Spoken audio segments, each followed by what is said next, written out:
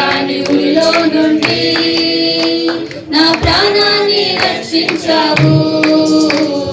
బలమైన రెక్కల కింద నాకు ఆశ్రయం ఇచ్చావు. లేనే లేదయ్యా వేరే ఆధారం, నా శృంగమా నా శైలమా. లేనే లేదయ్యా వేరే ఆధారం, నా శృంగమా నా శైలమా. ఆరాధన ఆరాధన నా తండ్రి నీకే ఆరాధన. ఆరాధన ఆరాధన నా యేసు నీకే ఆరాధన. ఆరాధన ఆరాధన నా తండ్రి నీకే ఆరాధన. ఆరాధన ఆరాధన నా యేసు నీకే ఆరాధన. రాత్రి వేళ ప్రేమపైనను పగటి వేళ బాణమైనను లోకమునందేమి చేయదు, నా గుడారము సమీపించదు. రాత్రి వేళ ప్రేమపైనను పగటి వేళ బాణమైనను లోకమునందేమి చేయదు, నా గుడారము సమీపించదు. లేనే లేదయ్యా వేరే ఆధారం, నా శృంగమా నా శైలమా. లేనే లేదయ్యా వేరే ఆధారం, నా శృంగమా నా శైలమా. ఆరాధన ఆరాధన నా తండ్రి నీకే ఆరాధన. ఆరాధన ఆరాధన నా యేసు నీకే ఆరాధన. ఆరాధన ఆరాధన నా తండ్రి నీకే ఆరాధన. ఆరాధన ఆరాధన నా యేసు నీకే ఆరాధన.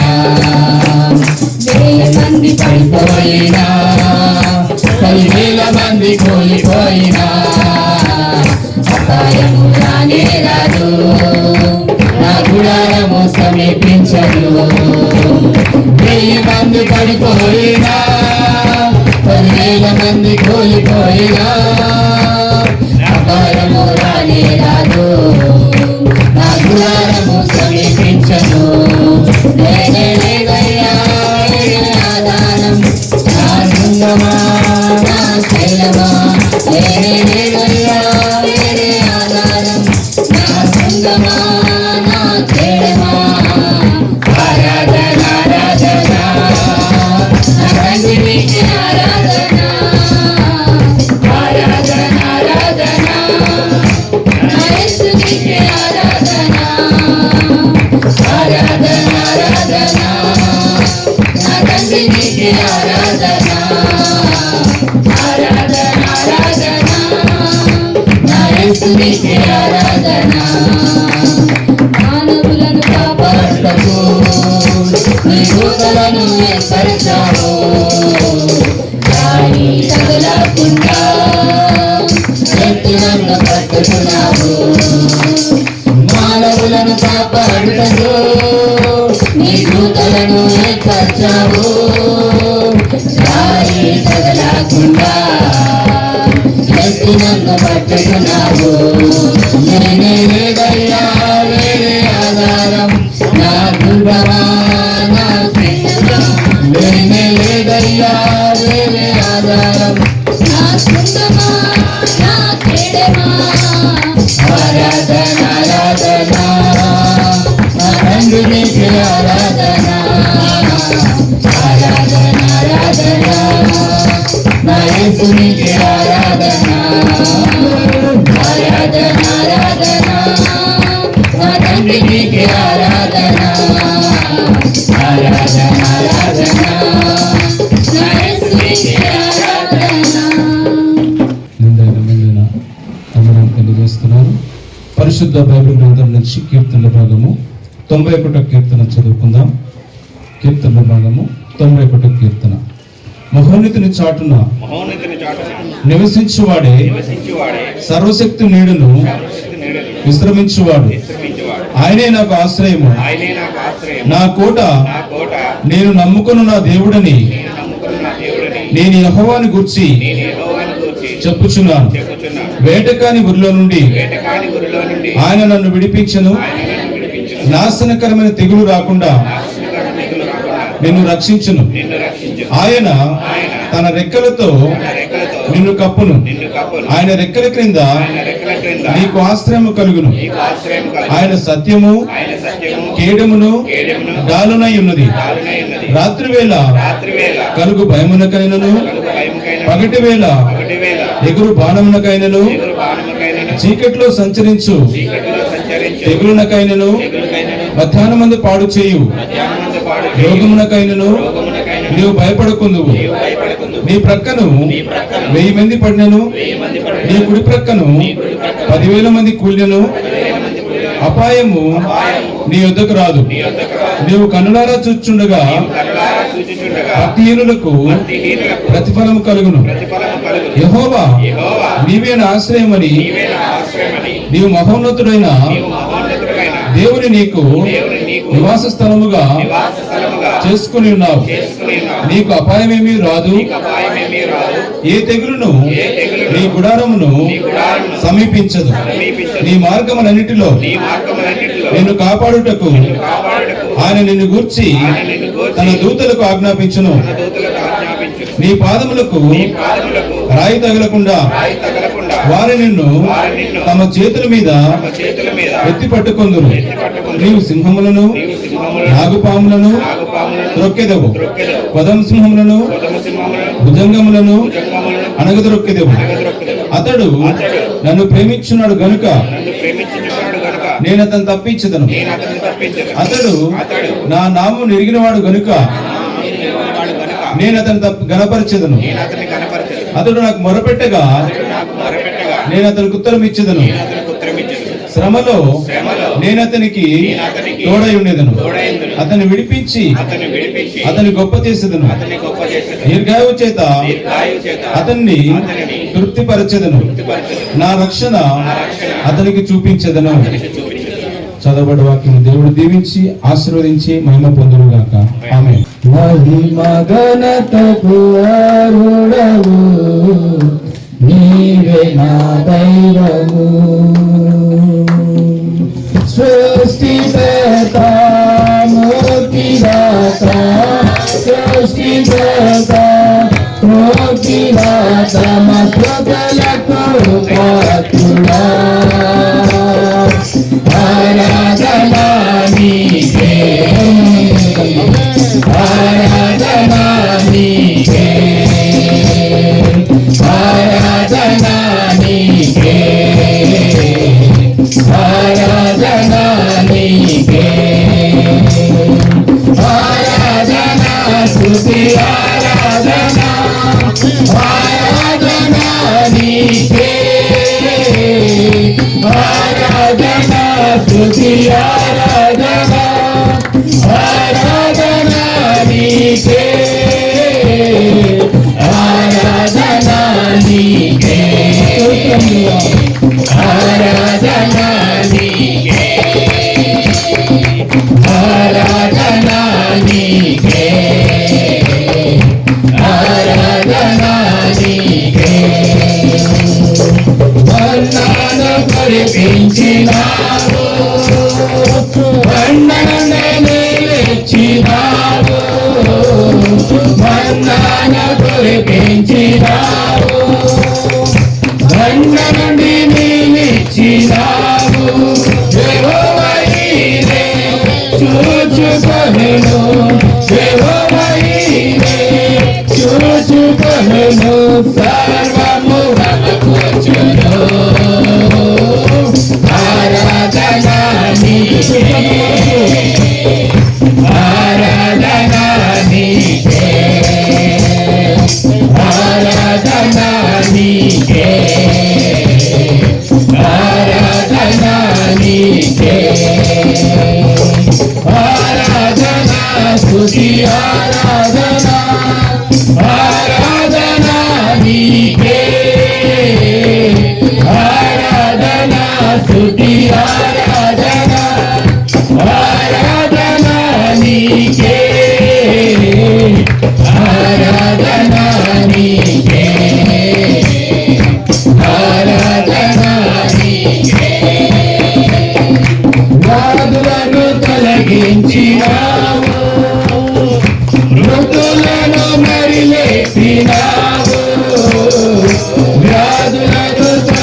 రక్షించినావు, మృతులను మరి లేపినావు. యెహోవా రాఫా స్వస్థపరచును, యెహోవా రాఫా స్వస్థపరచును, నన్ను స్వస్థపరచును. ఆరాధన నీకే, ఆరాధన నీకే, ఆరాధన నీకే, ఆరాధన నీకే, ఆరాధన స్తుతి ఆరాధన, ఆరాధన నీకే, ఆరాధన స్తుతి ఆరాధన, ఆరాధన నీకే, ఆరాధన నీకే, ఆరాధన నీకే, ఆరాధన నీకే, ఆరాధన. ఈ మొత్తం సారాంశం ఏంటంటే 91 కీర్తనలు 1 నుంచి 4 వచనాలు శ్రమకాలం, 5 నుంచి 10 శత్రువులు పొంచిన వేళ, 11 నుంచి 16 శోధన సమయం. ఇక్కడ ఇంకొక విధంగా మనం ఎలా చెప్పుకోవచ్చు అంటే, భక్తులు ఎలా 91 కీర్తన వర్ణిస్తారంటే, ఒక స్లైస్ అంటే జామ్ ఉంటుంది కదమ్మా, జాము పైన ఒక స్లైస్ కింద ఒక స్లైస్ మధ్యలో జామ్ పెడతాం. చిన్నపిల్లలకి ఆ స్లైస్ మధ్యలో జామ్ పెట్టిస్తే ఏం చేస్తారో మా ఊళ్ళో అవుతున్నారు. ఏం చేస్తారు, ముందు జాము తినేస్తారు కదా, జాము తినేసి దాని తర్వాత పైన స్లైస్ కింద స్లైస్ తింటే తినవచ్చు, లేదా పడేస్తే పడేయచ్చు. ఇక్కడ 91వ కీర్తనలో మొదటి 2 వచనాలు పై స్లైసు, 3 నుంచి 13 వరకు క్రీము, 14 నుంచి 15, 16 కింద స్లైస్. అర్థమవుతుందన్న మాట నేను చెప్తున్నానంటే, చిన్నపిల్లలు ఏ విధంగా స్లైస్ కోరుకుంటారు, క్రీమ్ కోరుకుంటారు, మన జీవితాల్లో కూడా మనం కూడా సుఖమే కోరుకుంటాం. మొట్టమొదటి దేవుడు 2 విషయాలు పైన మొదటి 2 వచనాలు ఏముందమ్మా, మహోన్నతిని చాటున నివసించువాడే సర్వశక్తిని నీడను విశ్రమించువాడు, ఆయనే నాకు ఆశ్రయం, నా కోట, నేను నమ్ముకున్న దేవుడని. అంటే ఏం చేయాలట, మొట్టమొదట మహోన్నతిని చాటును నివసించాలి, సర్వశక్తిని నీడను విశ్రమించాలి, ఆయన్నే మనం ఆశ్రయంగా పెట్టుకోవాలి, ఆయన్నే మనం కోటగా నమ్ముకోవాలి, ఆయనను గురించి మనం ఎలుగెత్తి సాక్ష్యం పలకాలి. ఇది కదా. తర్వాత 14, 15, 16లో అతడు నన్ను ప్రేమించి, చూడండి క్రియ మనం చేయవలసింది మొదటి 2 వచనాలు 14వ వచనం నుంచి 15, 16. మొదట మనం ఏం చేయాలి, అది దేవుడు మనకు చెప్తాడు. తర్వాత మధ్యలో క్రియల గురించి ఆయన ఇచ్చేటటువంటి దేవుడు. అతడు నన్ను ప్రేమించుచున్నాడు కనుక నేను అతన్ని తప్పించాను. ఏంటట, అతడు నన్ను ప్రేమించుచున్నాడు, మనం చేయవలసిన పని. తర్వాత ఆయన తప్పిస్తాడు, అది వేరే విషయం. అతడు నా నామము ఎరిగిన వాడు. మొట్టమొదట ఆయన నామాన్ని ఎరగడం మనం చేయవలసిన పని. మనం గనుక నేను అతను ఆయన కనపరచకపోవడం వేరే సంగతి. అతడు నాకు మొరపెట్టగా మనం ప్రార్థన చేయడం మన పని, మనకి ఉత్తరం ఇవ్వకపోవడం ఆయన పని. శ్రమలో నేను అతనికి తోడై ఉన్నదును, అతను విడిపించి గొప్ప చేసేదును, దీర్ఘాయువు చేత అతను తృప్తిపరిచేది నా రక్షణ. మనం చేయవలసిన పని ఏంటంట, మనం ప్రేమించాలి, ఆయన నామాన్ని ఎరిగి ఉండాలి, ఆయనకు మొరపెట్టాలి కదండి.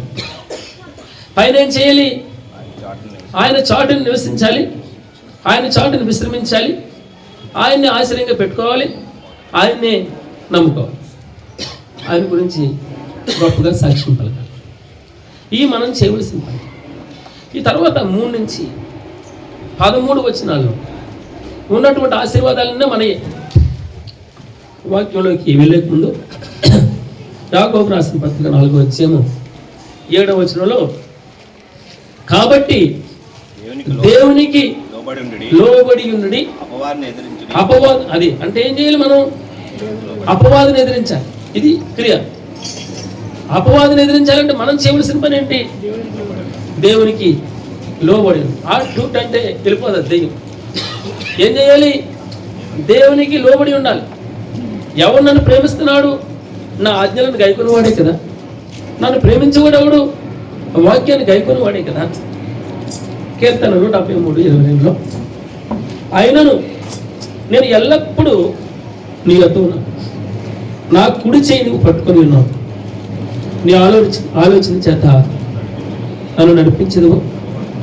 తరువాత మహిమలో నువ్వు నన్ను చేర్చుకున్నావు.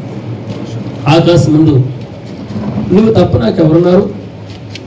నీవు నాకుండగా లోకంలోనిది ఏది నాకు అక్కర్లేదు. నా శరీరం నా హృదయం క్షీణించిపోయిన దేవుడు నిత్యము నా హృదయంలో ఆశ్రయదుర్గమును నా శ్వాసం లేను. ఈ వాక్యం చదువుతుంటే ఏదో రీజన్ ఉంటుంది, జ్ఞాపకం చేసుకోండి. ఆయనను నేను ఎల్లప్పుడూ నీ యొద్ద ఉన్నాను. 73:22 నా కుడి చేయి నువ్వు పట్టుకొని ఉన్నావు, నీ ఆలోచన చేత నన్ను నడిపించేస్తాను. తరువాత మహిమలో నువ్వు నన్ను చేర్చుకుంటావు. ఆకాశం మంది ప్రభువా నువ్వు తప్ప నాకే ఉన్నావు. నీవు నాకుండగా లోకంలోనిది నాకు ఏది అక్కర్లేదు. ఒకవేళ నా శరీరం క్షీణించిపోయినా, నా హృదయం క్షీణించిపోయినా, దేవుడు నిత్యము నా హృదయమునకు ఆశ్రయదుర్గమును శ్వాసం లేనాడు.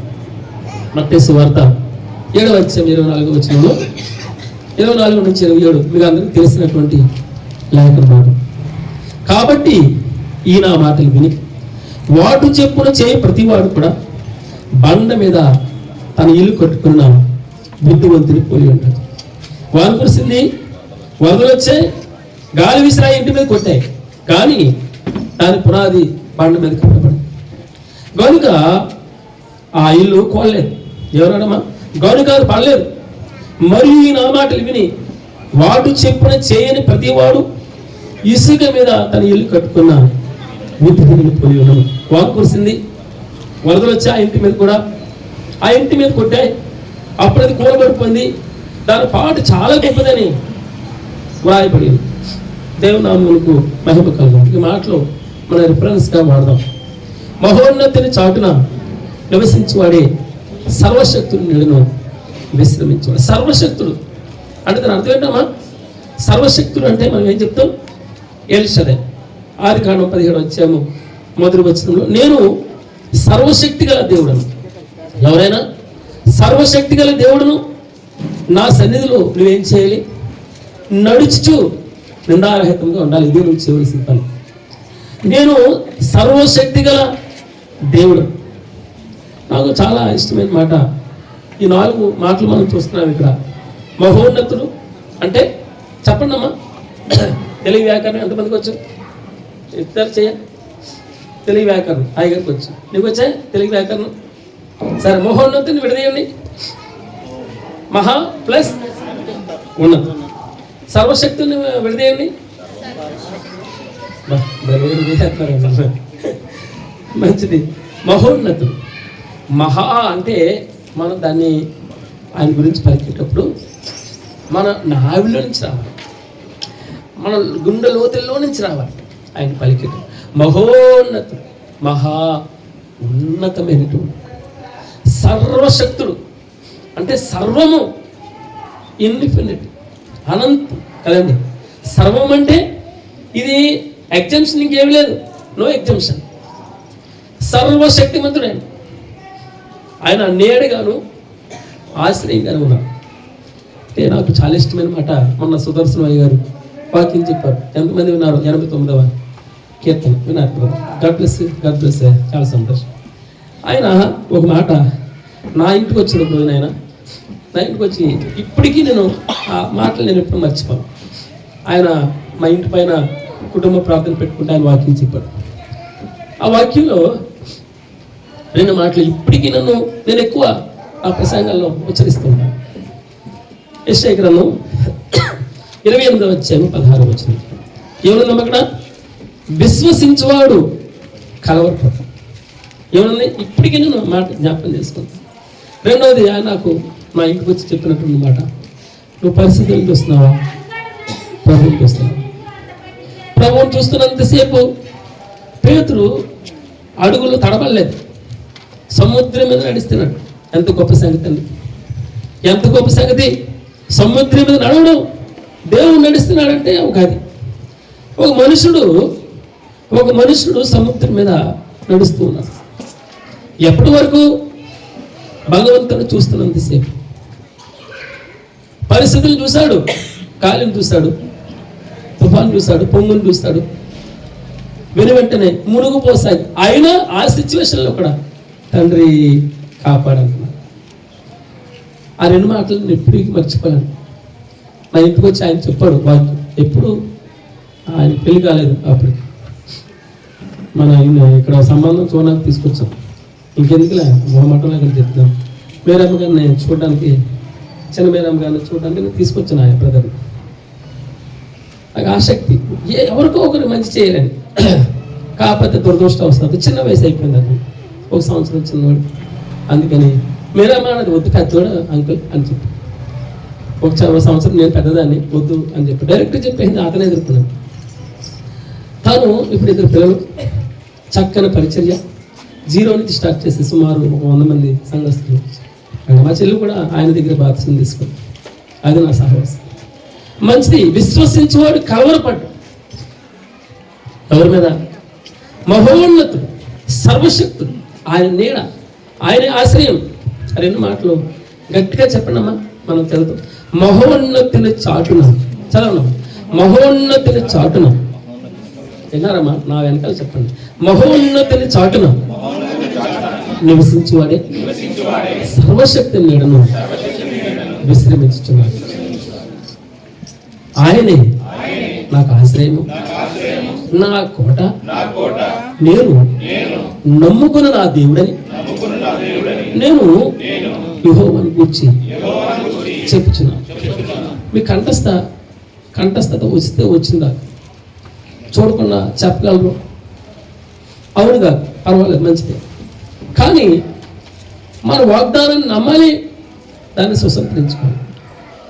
వాక్యం విలువారేండి, విడిచిపెట్టు వారిగా ఉండకూడదు. మనం వాక్యం వినాలి, వాక్య ప్రకారం జీవించాలి.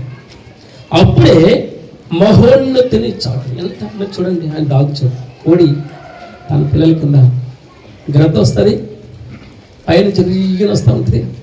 కోడి ఇలా చూస్తూ ఉంటుంది. పెద్ద కోడి అందరిని అలర్ట్ చేస్తారు. చిన్నపిల్లలు వచ్చేసి ఆ రెక్కల కింద భద్రంగా భద్రత. ఈరోజున మనకు భద్రత లేని రోజులు బయటకు వెళ్తే వస్తాడో లేదో, ఏ సిచ్యువేషన్లో ఎలా ఉంటుందో, మారతాయో తెలియదు. ఎంతవరకు బాగుందండి అంటాం. ఆయన దగ్గరే భద్రత, ఆయనే మన భరోసా, ఆయన మన ధైర్యం. ఇది ఎక్కడి నుంచి వస్తుంది? విశ్వసించేవాడు కలవరు. ఆయన మీద అచంచలమైన విశ్వాసం. యేసుక్రీస్తు వారి మీద అచంచలమైన విశ్వాసాన్ని మనం పుచ్చుకోవాలి. చెప్పడం వేరు, మాటలు చెప్పడం వేరు. నా మట్టుకేంటి, నా సిచ్యువేషన్ ఏంటి, నా బ్రతికేంటి, నేను ఎలా ఉన్నా, నా ఇల్లు ఎలా ఉన్నా, నా పిల్లలు ఎలా ఉన్నా. కొన్నిసార్లు నేను కూడా సాక్ష్యం ఇవ్వడానికి వెనకాల పెడుతున్నాను. బేరేజ్ వేసుకోవద్దు, ఇతరులకు చెప్తూ ఉంటాను. నా బిడ్డలు ఎలా ఉన్నా, నేను ఎలా ఉన్నాను, నా కుటుంబం ఎలా ఉన్నా. మనం వాక్యం చెప్పేది ఏంటంటే, ఆదివారం వచ్చినప్పుడు మనం సరి చేసుకున్నాం, భగవంతుని దగ్గర వెళ్ళాలి. ఎందుకంటే ధన్యత ఏం లేదా. ఒక్క చిన్న మాట భగవంతునితో పలి, ప్రభువా 139వ కీర్తన, నీకు ఆయాస్కరమైన దేవుడు అంటే చెప్పి ప్రభు. ఉండడం ఏంటండి, ఉండాలి కదండి. మనం అనుకోము, మన బలహీనత మనకు తెలీదా, మన పాపం మనకు తెలీదా, ఎక్కడ తప్పిపోతున్నాం మనకు తెలీదా. ఒక కన్నీరు పుట్టి కార్చడానికి ఏం పోయింది మనకి? ఆయన ఏమన్నా బదులు అడిగాడా, డబ్బులు అడుగుతున్నాడా, ఆ వెంట అడుగుతున్నాడా, బంగారం అడుగుతున్నాడా? అది మనస్ఫూర్తిగా నలిగిన మనసు. ఎవడెత్తారమ్మా? మనం ఆరాధన చేసినప్పుడు మహోన్నతిని చాటున నివసించువాడే సర్వశక్తి విశ్రమించి, ఆయనే నాకు ఆశ్రయం, నా కోట, నేను నమ్ముకుని నా దేవుడు నేను ఎప్పుడు చెప్పగలను? పశ్చాత్తాపం ఉన్నప్పుడు, పాపం గురించి చిత్తున్నప్పుడే, ఆయన పాదములు పట్టుకున్నప్పుడే, ఆయన పాదము కింద పాదాలు పట్టుకుని ఆయనతో ఉంటూ ఆయనతో మమేకమవుతూ ఆయనలో లేను ఎప్పుడు ఆయన గుర్తించింది. అందుకే సహోదరు చెప్పి మనిషి పేరు చూస్తున్నావా, పరిస్థితిని చూస్తున్నావా? ప్రభువుని చూస్తున్నావా? ప్రభువుని చూడాలంటే మహోన్నతిని చాటలు. ఎలా? ఆ చిన్నపిల్లలు అలా అమ్మ ఊళ్ళోకి వెళ్ళిపోయి బాగా అంటే అందరికి అనుకుంటుంది కనబడి నేను అనుకుంటాను, నేను కనబట్టలేదు మా అమ్మ ఊళ్ళో దూరిపోయాను అని కదండి. అంటే దాని అర్థం ఏంటి? అమ్మ ఒడి దాగుచోటు అలాగా ఉరిగిపోతారు. ఉరిగిపోవడం అంటే ఏంటి తెలుసా? దాగుచోటు. మన జీవితాల్లో ఒక్కొక్కసారి ఒంటరితనం వస్తుందమ్మా. ఆ ఒంటరితనం నేను ఆలోచన చేస్తే జాబిలి కదండి, జాబిలి తన ఆపరేషన్ చేస్తారా? ఈ రోజుల్లో ప్రీ డెలివరీస్ తక్కువ అయిపోయింది. సులభ ప్రసవాలు కాకుండా తీసుకెళ్ళడం ఆపరేషన్ చేశారు. ఆపరేషన్ చేసినప్పుడు ఒక తల్లిగారికి నేను చూశాను.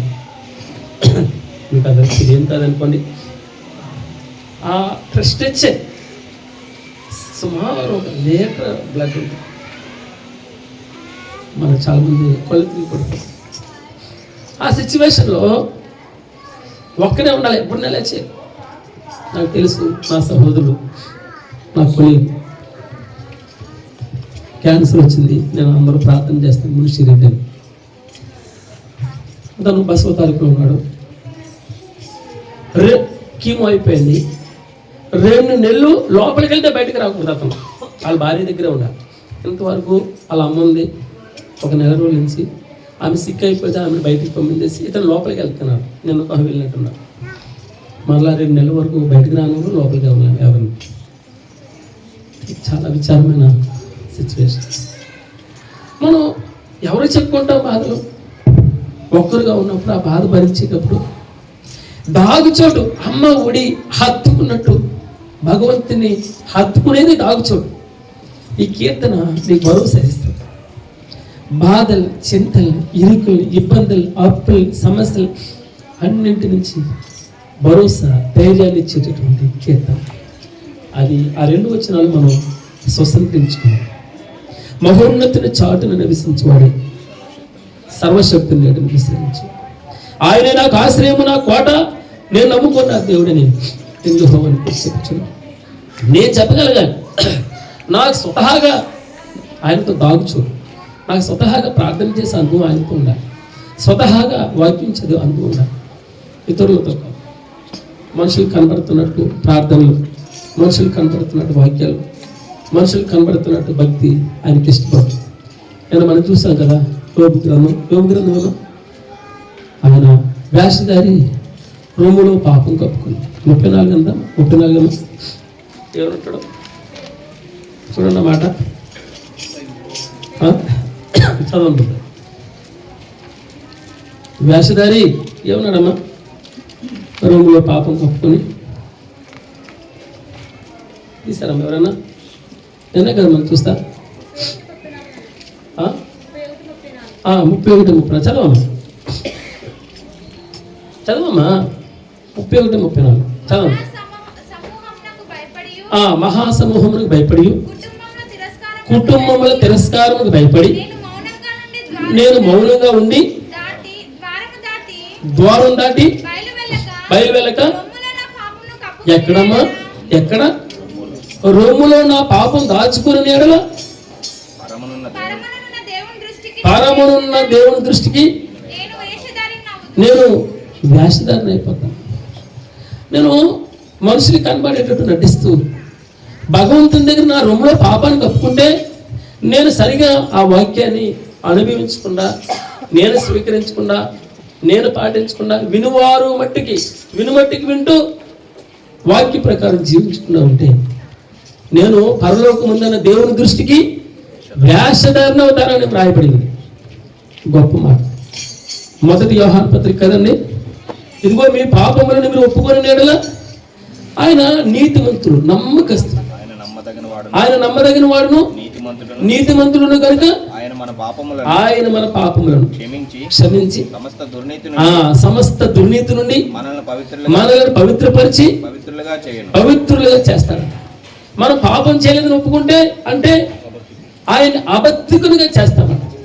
ఒకవేళ మనం రొమ్ములో పాపం కప్పుకుంటే ఆయన ఎదుట మనం వేషధారులుగా ఉంటామట దేవుని ఎదుట. ఇక్కడ భగవంతుని అబద్ధికునిగా చేస్తారు మీరు అంటున్నారు. మంచిది. ఈ 2 వచనాలు మనం స్వతంత్రించుకోవాలి. 91వ కీర్తన మొదటి 2 వచనాలు. తర్వాత మీకు తెలియనటువంటి కాదు. ఒకవేళ ఈ సూత్రం చిన్న సూత్రం మనం అవలంబిస్తే ఏమి భయపడినామా? వేటగాని ఊరిలో నుండి, ఎక్కడి నుంచమ్మా? వేటగాని ఊరిలో నుండి. మీకు తెలుసు హిజ్కియా ప్రార్థన చేస్తున్నాడు. ఎవరు ప్రార్థన చేస్తున్నాడు? 30 వచ్చాము 14వ వచనంలో హిజ్కియా దూతల చేతిలో నుండి ఆ ఉత్తరం తీసుకుని చదివి యెహోవా మందిరంలోనికి పోయి యెహోవా సన్నిధిని దాన్ని విప్పి పరచి యెహోవా సన్నిధిని ఇట్లని ప్రార్థన చేశాడు. ఏం చేస్తున్నాడమ్మా? హిజ్కియా దూతల చేతిలో నుండి ఆ కష్టాన్ని, ఆ బాధని, ఇబ్బందిని చూసి తీసుకొచ్చి చదివి యెహోవా మందిరంలో పోయాడు. యెహోవా సన్నిధిని దానిని విప్పి పరిచి యెహోవా సన్నిధిని ఇట్లని ప్రార్థన చేశాడు. అంత అద్భుతమైన. ఇక్కడ నేను ఎందుకు మాట చెప్తున్నానంటే ఆయన యోబు గ్రంథం 5వ వచ్చాము 19వ వచనంలో యోబు గ్రంథం 5వ వచ్చాము 19వ వచనంలో 6 బాధల్లో నుండి ఆయన నిన్ను విడిపించును, 7 బాధలు కలిగినను నీకు ఏ కీడును తగలదు. 1 క్షామకాలంలో, క్షామకాలం అంటే ఏంటమ్మా? క్షామకాలం అంటే కరువు కాలంలో మరణము నుండి, యుద్ధమున ఖడ్గ బలము నుండి ఆయన నిన్ను తప్పించు. నోటి మాటల చేత కలుగు నొప్పి నీకు తగలకుండా ఆయన నిన్ను చాటు చేయను. ఆయన దాస్తాడు. అద్భుతమైనటువంటి మాట. కింద ఒక మాట ఉంది, ప్రళయం వచ్చినను. ఏమన్నమ్మా? ప్రళయం వచ్చినను నీవు దానికి భయపడు. 121 మీకు అందరికీ తెలుసు. కొండలతోటి నా కన్నులు ఎత్తుచున్నాను, నాకు సహాయం ఎక్కడి నుండి వస్తుంది? యెహోవా వలననే నాకు సహాయం కలిగింది. ఆయన భూమి ఆకాశమును సృజించినవాడు, ఆయన నీ పాదములు తొట్టిన నీయుడు. నేను కాపాడువాడు కునుకోడు నిద్రపోడు, ఇశ్రాయేలును కాపాడువాడు కునుకోడు నిద్ర. యెహోవాయే ఆయనే నేను ఊరి నుంచి తప్పిస్తాడు. వేటగాని ఊరిలో నుండి ఆయన నేను తప్పించును. నాశనికరమైన తెగులు రాకుండా నిన్ను రక్షించడం తెలియని కాదు. ఒక మాట అని చూస్తున్నాను, యెహోవా నీవే నా ఆశ్రయం అని నీవు మహోన్నతుడని. ఎవరమ్మా? యెహోవా నీవే నా ఆశ్రయం అని నీవు మహోన్నతుడైన దేవుని నీకు నివాస స్థలంగా చేసుకున్నా. ఎంత మంచి మాట అండి. యెహోవా నీవే నా ఆశ్రయం అని నీవు మహోన్నతుడైన దేవుని నీకు నివాస స్థలంగా చేసుకున్నా. ఈ మాటలు మనం ఎన్నుకుంటున్నప్పుడు గుచ్చి చదవాలి, స్ట్రెస్ చేయాలి. మనం ఇది నాది అని భావన ఎప్పుడు వస్తుంది తెలుసా? గట్టిగా నాది అంటాం. గట్టిగా మాట్లాడలేదనుకోండి, మరి అందుకే హైదరాబాద్లో సాగుతుంది. యాక్సిడెంట్ అవుతుంది. ఎవడు ముందు మాట్లాడితే అందరూ వాడి పక్కన వస్తారు. మీకు గుర్తుందమ్మా? తప్పుడు నిజంగా ముందు మాట్లాడేవాడు కాదు, వేరే వాడు తప్పు. అయితే తప్పు చేసిన వాడు ముందు మాట్లాడతాడు. చూసుకుండా ఇలా వచ్చారు నువ్వు అని చెప్పేసి. అంటే తన అర్థం అంటే అందరూ పక్కకి వెళ్ళిపోతారు. నిజంగా తప్పు చేయని వాళ్ళు శిక్ష అనుభవిస్తారు. అంటే దాని అర్థం ఏంటంటే మన వాక్యాన్ని గుచ్చి నాది అని బలంగా చదవాలి. లోపలికంటే స్ట్రెస్ చేయాలి, తీసుకోవాలి. మనం దాన్ని అనుభవించకపోతే దాంట్లో సారాన్ని, మీకు ఇంకొక మాట, దాన్ని గట్టిగా పిండలేదనుకోండి సగం రసం బయటకు వెళ్ళిపోతుంది. ఏం చేస్తారు? పిండేసి నీళ్ళేసి, ఏమా మీకు తెలుసు కదా. ఏం చేస్తారు మీరు? జ్యూస్ తీసినప్పుడు ఏం చేస్తారు? తీసేసి పిండేసి, అది ఎందుకన్నా దాంట్లో చేదు వచ్చేస్తుంది. అయినా కూడా ఏంటో నీళ్ళేసి మళ్ళీ ఇలాగ నొక్కేసి అది చేస్తారు. ఉప్పు కూడా వేస్తారు. దాన్ని ఏమంటారు? మెత్తగా అవడానికి. గాడ్ బ్లెస్ యు అమ్మా. చాలా సంతోషం. మనల్ని స్ట్రెస్ చేయాలి. యెహోవా నీవేనా ఆశ్రయం అని నీవు మహోన్నతుడైన దేవుని నీకు నివాస స్థలంగా చేయాలి. ఇక అపాయం ఏమీ రాదు. ఏ తెగులు నీ గుడారమును సమీపించదు. నీ మార్గంలో ఎన్నిట్లో నేను కాపాడాడు. ఆయన ఎన్ని కూర్చి తన దూతలకు ఆజ్ఞాపిస్తాడు. మనకంటే తెలివైన వాడు సాతాను. వాడు ఇంకా బాగా చదువుతాడు. ప్రభువారికి, యేసుక్రీస్తు ప్రభువారికి ఈ లేఖనాన్ని ఉటంకిస్తున్నాడు. నీకు తెలుసమ్మా? మనమేమనుకుంటావు, నాకు బాగా తెలుసు, వాక్యం మంచిగా తెలుసు. నువ్వు అనుకుంటున్నావు మా సాతానికి నీకంటే బాగా. మీరు చూడండి యూట్యూబ్లో గట్రా వస్తుంది కొన్ని మాటలు. వారు మనకంటే ఎక్కువ బైబిల్ చదివిన వారు. ఎంత ఎన్ని రిఫరెన్స్, దానికి దీనికి లింక్, దీని నుంచి లింక్, అలాగే ఇలాగా. అక్కడ కొంత ఉంది, ఇక్కడ కొంచెం ఉందని కదా అలా సేకరించి వారు మనల్ని అడిగే ప్రశ్నలకు కొన్నిసార్లు మన దగ్గర సమాధానం ఉంది. ఎందుకు? సాతాను మనకంటే జ్ఞానంతో ఎక్కువ ఆసక్తితో బైబిల్ చదువుతున్నాను. తెలిసే తెలియదు. మంచిది, ఒక రోజున పట్టబడతారంటున్న తర్వాత మాట దేవుడు నామమునకు మహిమ. నేను ముగిస్తున్నాను మన ఆరాధన. నీకు అపాయం ఏమి రాదు, ఏ తెగులు నుండి గుడారమును సమీపించదు. నీ మార్గములన్నింటిలో నిన్ను కాపాడుటకు ఆయన నిన్ను గూర్చి తన దూతలకు ఆజ్ఞాపించు. నీ పాదములకు రాయి తగులుకున్న వారు నిన్ను తమ చేతుల మీద ఎత్తి పట్టుకుందాం. నీ సింహములను నాగుపాములను తొక్కుతాం, కొదమ సింహములను భుజంగములను అనగదులుతా. అతడు నన్ను ప్రేమించుచున్నాడు కనుక. ఈ మాట మీరు చూడండి, పైన ఓ స్లైస్ అన్నా, కింద స్లైస్ కదా. ఇక్కడ ఏముంది?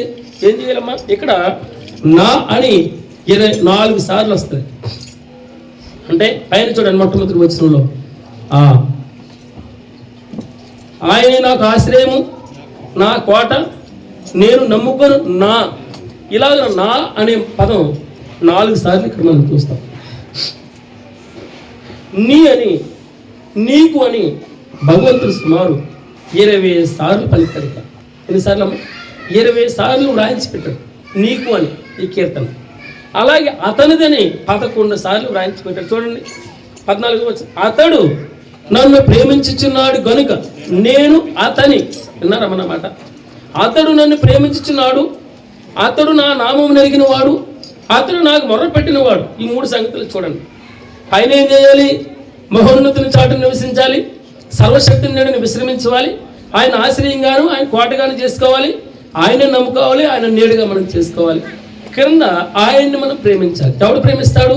నన్ను ఎవడు ప్రేమిస్తున్నాడు అంటే, నా ఆజ్ఞలను ఎవడు గైకుంటున్నాడో వాడే నన్ను ప్రేమిస్తున్నాడని భగవంతుడు అంటాడు. ఎవరు నా తల్లి, ఎవరు నా తండ్రి? ఈ నా మాటలు చెప్పున. ఎవరమ్మా?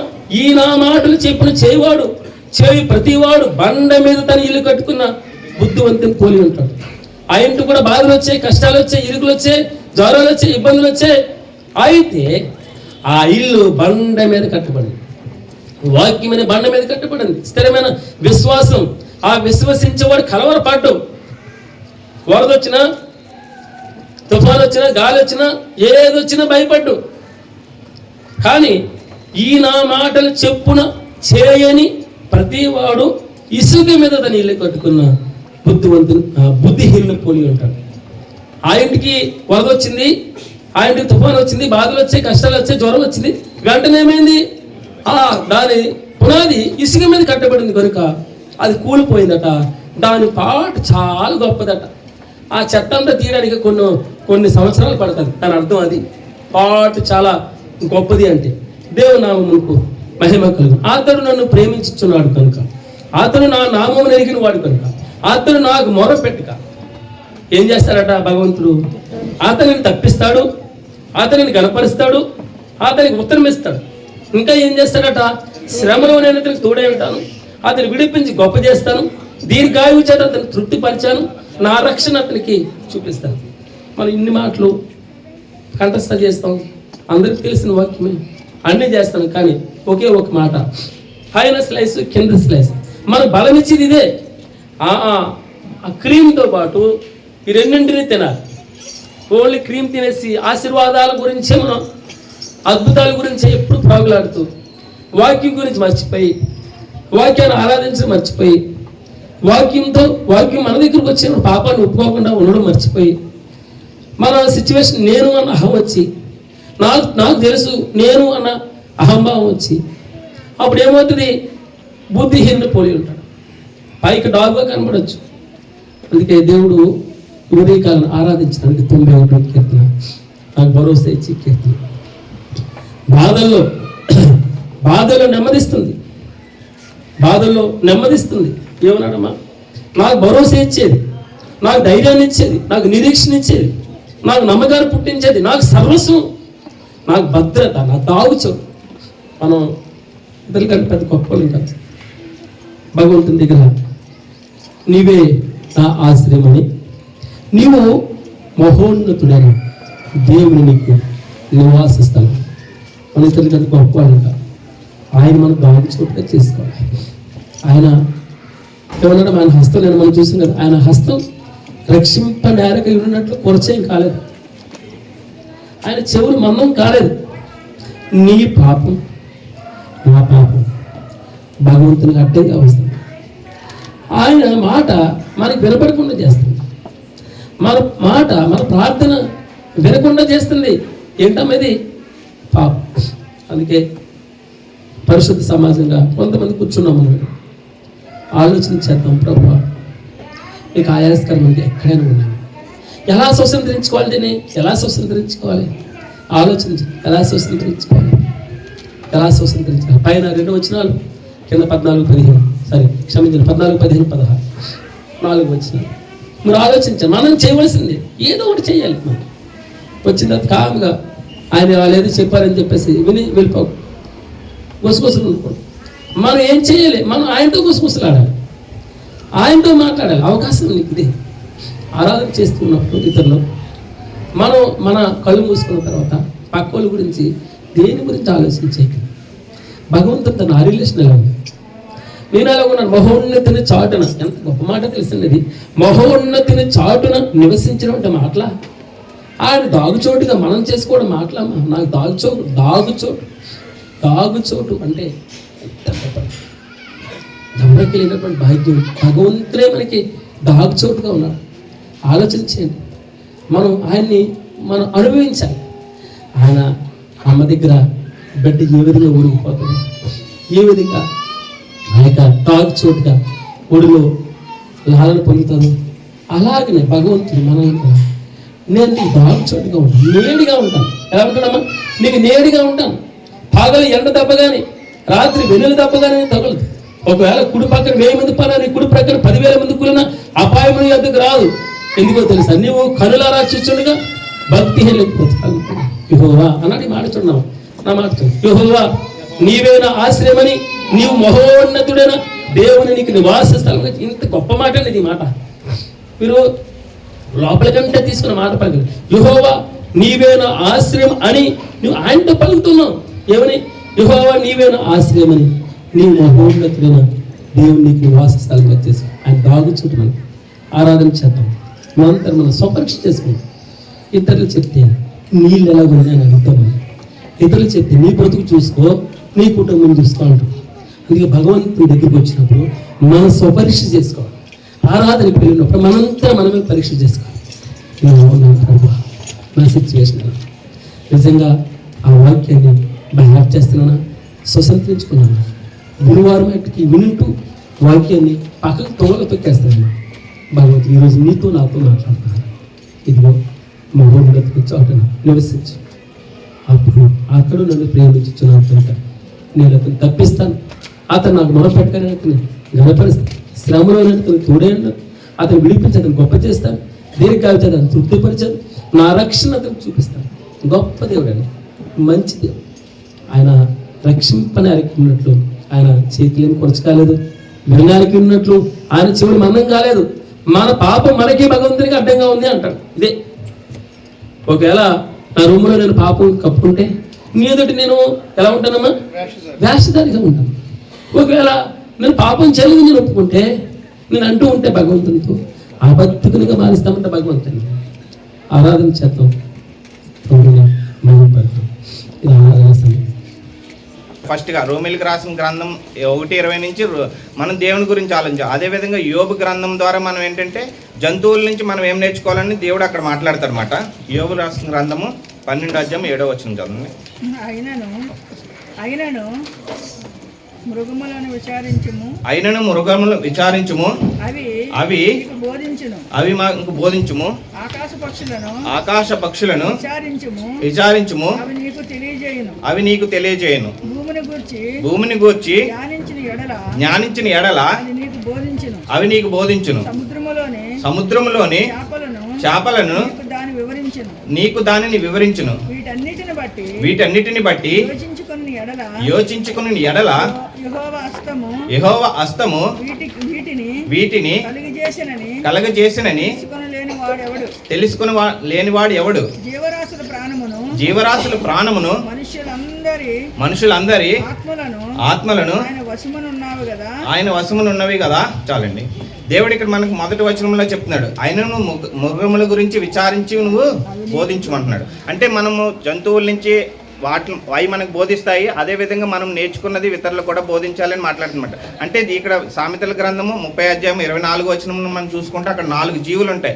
వాటి ద్వారా మనం నేర్చుకోవాల్సింది ఏంటంటే, పర్టికులర్గా చెప్పాలంటే మన సంఘం గురించి ఎవరేమనుకున్న పర్లేదు, ఇది మన సంఘం గురించి నేను చెప్పదలుచుకున్న విషయాలు అన్నమాట. అంటే ముందుగా నా కుటుంబం, అంటే మనం అందరం కలిపి ఒక కుటుంబం అని నేను ఒక బాధ్యతగా ఈ వాక్యం చెప్పగలుగుతున్నాను అనమాట. ఎందుకంటే ఎవరేమనుకోరు అన్న ధైర్యంతో నేను ఈ వాక్యం చెప్పగలుగుతున్నాను అనమాట. అంటే అక్కడ 4 జీవులు ఉంటాయి. ఆ 4 జీవుల నుంచి మనం నేర్చుకోవాలి కొన్ని ఉన్నాయంట. అంటే నాకు జ్ఞానం లేదా అని అనుకుంటారు. కానీ జ్ఞానం అనేది మనకు లోక సంబంధమైన జ్ఞానం కాదు, మరి పరలోక సంబంధమైన జ్ఞానం కూడా కావాలన్నమాట. ఈ లోక సంబంధంలో మనం ఎన్నో రకాలుగా జ్ఞానం ఆస్తులు సంపాదించుకుంటాము, మనుషులు సంపాదించుకుంటాము, అనేకమైన కానీ ఆ జ్ఞానంతో మనం పరలోక రాజ్యంలో చేరలేము. అటుది వ్యర్థం మాట నిజం. ఆ జ్ఞానం కాకుండా దేవుడిచ్చి జ్ఞానం ఈ 4 జీవుల ద్వారా మనం నేర్చుకోవాలని ముందుగా మనకు తెలుస్తుంది. సామెతలు రాసిన గ్రంథము 30 నుంచి చదవండి ఒకసారి. చదవండి. భూమి మీద చిన్నవి 4 కలవు, అయినను అవి మిక్కిలి జ్ఞానం గలవి. చీమలు బలము లేనివి జీవులు, అయినను అవి వేసవిలో తన ఆహారమును సిద్ధపరచుకును. చిన్న కుందేలు బలము లేని జీవులు, అయినను అవి పీట సందులలో నివాసములు కల్పించుకును. మిడతలకు రాజు లేడు, అయినను అవన్నీ పంతులు తీరి సాగిపోను. బల్లిని చేతితో నీవు పట్టుకొనగలవు, అయినను రాజుల గృహములో అవి ఉండును. చాలండి. ఇక్కడ మనం 4 జీవులు చూస్తున్నాం. మొదటిది ఏంటంటే అక్కడ చీమ, రెండోది చిన్న కుందేలు, అంటే కుందేలు కూడా అక్కడ ఉన్నది చదువుకోవాలన్నమాట, చిన్న కుందేలు. అదేవిధంగా మూడోది ఏంటండి మిడతలు, 4 బల్లి. చాలండి. ఇంక మనం చూసుకుంటే చిన్నది అన్నది దేవుడు అంటున్నాడు. అంటే పెద్దవి కూడా ఉన్నాయి, అక్కడ సింహం ఉంటుంది, ఇంకా గాడిద ఉంటుంది. ఇలా కనుక ఈ 4 మనం పర్టికులర్గా సామెతల గ్రంథంలో హెచ్చరించాడంటే దాని ద్వారా మనం తెలుసుకోవాలి. జ్ఞానం కూడా మన దగ్గర నేర్చుకోవాలన్నమాట. మొదటగా మనం చూసుకోవాల్సింది అంటే చీమల గురించి చూసుకుంటామన్నమాట. 25 వచనం చదవండి. చీమలు బలము లేని జీవులు, అయినను అవి వేసవిలో తమ ఆహారమును సిద్ధపరచుకుని. చాలండి. ఇక్కడ చీమల గురించి మనము ఒక 3-4 విషయాలు నేర్చుకోగలమాట. చీమల ద్వారా మనకు ఒక జ్ఞానం అనేది మనకి కలుగుతుందన్నమాట. చీమల ద్వారా మనం నేర్చుకోవాల్సిన ఫస్ట్ది ఏంటంటే ఒక క్రమమైన దాని జీవితంలో ఉంటుందన్నమాట. అంటే చీమల ద్వారా మనం నేర్చుకోవాల్సింది ఏంటంటే క్రమము. అంటే దానికి ఎప్పుడూ ఒక సోమరితనం అనేది ఉండదు అనమాట. ఆ చీమల్లో ఫస్ట్ క్వాలిటీ ఏంటంటే క్రమం ద్వారా వచ్చింది ఏంటంటే సోమరితనం. అది సోమరితనం గురించి మనకు సామెతల గ్రంథంలో చెప్తుంట. 6:6 చూస్తే మనకు అక్కడ క్లియర్గా చెప్తాడు దేవుడు.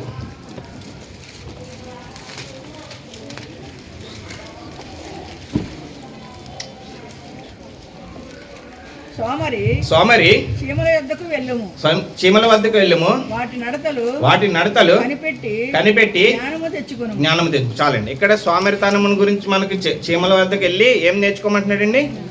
జ్ఞానం నేర్చుకోమంటున్నాడు. అంటే చీమల వద్ద మనకి, అంటే ఇక్కడ చీమలు చాలా మంది చూసుకుంటారు. అది ఏ విధంగా వెళ్తాయండి? ఒక క్రమ పద్ధతిలో వెళ్తాయన్నమాట, ఒక వరుసలో వెళ్తాయి. అదే మనం ఇప్పుడు అంటే నేను డైరెక్ట్గా చెప్పేస్తున్నాం, మన వాళ్ళ గురించే చెప్పేస్తున్నమాట. ఎవరేమనుకున్నా పర్లేదు. మనం వచ్చేటప్పుడు ఎలా వెళ్తున్నామో, వెళ్ళేటప్పుడు వెళ్తున్నామో మనంతరం మనమే పరీక్షించుకోవాలన్నమాట. వచ్చేటప్పుడు చాలామంది ఒక క్రమం అనేది కూర్చోమాట. అంటే ఎవరు ఇష్టం వచ్చిన ప్లేస్లో వాళ్ళు కూర్చుంటాం, ఎవరు ఇష్టం వచ్చినట్టు వాళ్ళు వెళ్తామట. ఆ చీమలు అలా కాదు, ఒక క్రమంలో వెళ్తాయి.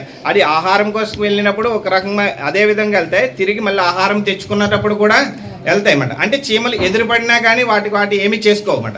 దాని లైన్లో అదే వెళ్తుంది. అదే క్రమం అనేది మన జీవితంలో కూడా దేవుడు నేర్చుకోమని తెలుస్తుందన్నమాట. అంటే చీమల వద్ద మనం నేర్చుకోవాల్సిన మొదటిది ఏంటంటే క్రమం అన్నమాట. ఆ జ్ఞానం ద్వారా ఏంటంటే చీమల ద్వారా మనకు వచ్చే జ్ఞానం అంటే ఫస్ట్ క్రమం. మనం దేవుడు మనల్ని చేసేటప్పుడు మన నడతలను ఎలా ఉన్నాయో దేవుడు యథార్థంగానే పుట్టించాడు. కానీ మనం ఏమైనా విధివిధమైన తంత్రములు కల్పించుకొని మనం ఇష్టం వచ్చిన మార్గంలో నడుస్తున్నమాట. ఆ మార్గంలో కాకుండా దేవుడు చెప్పే మార్గంలో మనం నడవాలని సామెతల గ్రంథం ద్వారా ఈ రోజు మనకు చేస్తున్నమాట. మనకేంటంటే చీమలకి అధికారి ఎవరైనా ఉన్నారండి? అక్కడ ఎవరు లేరు.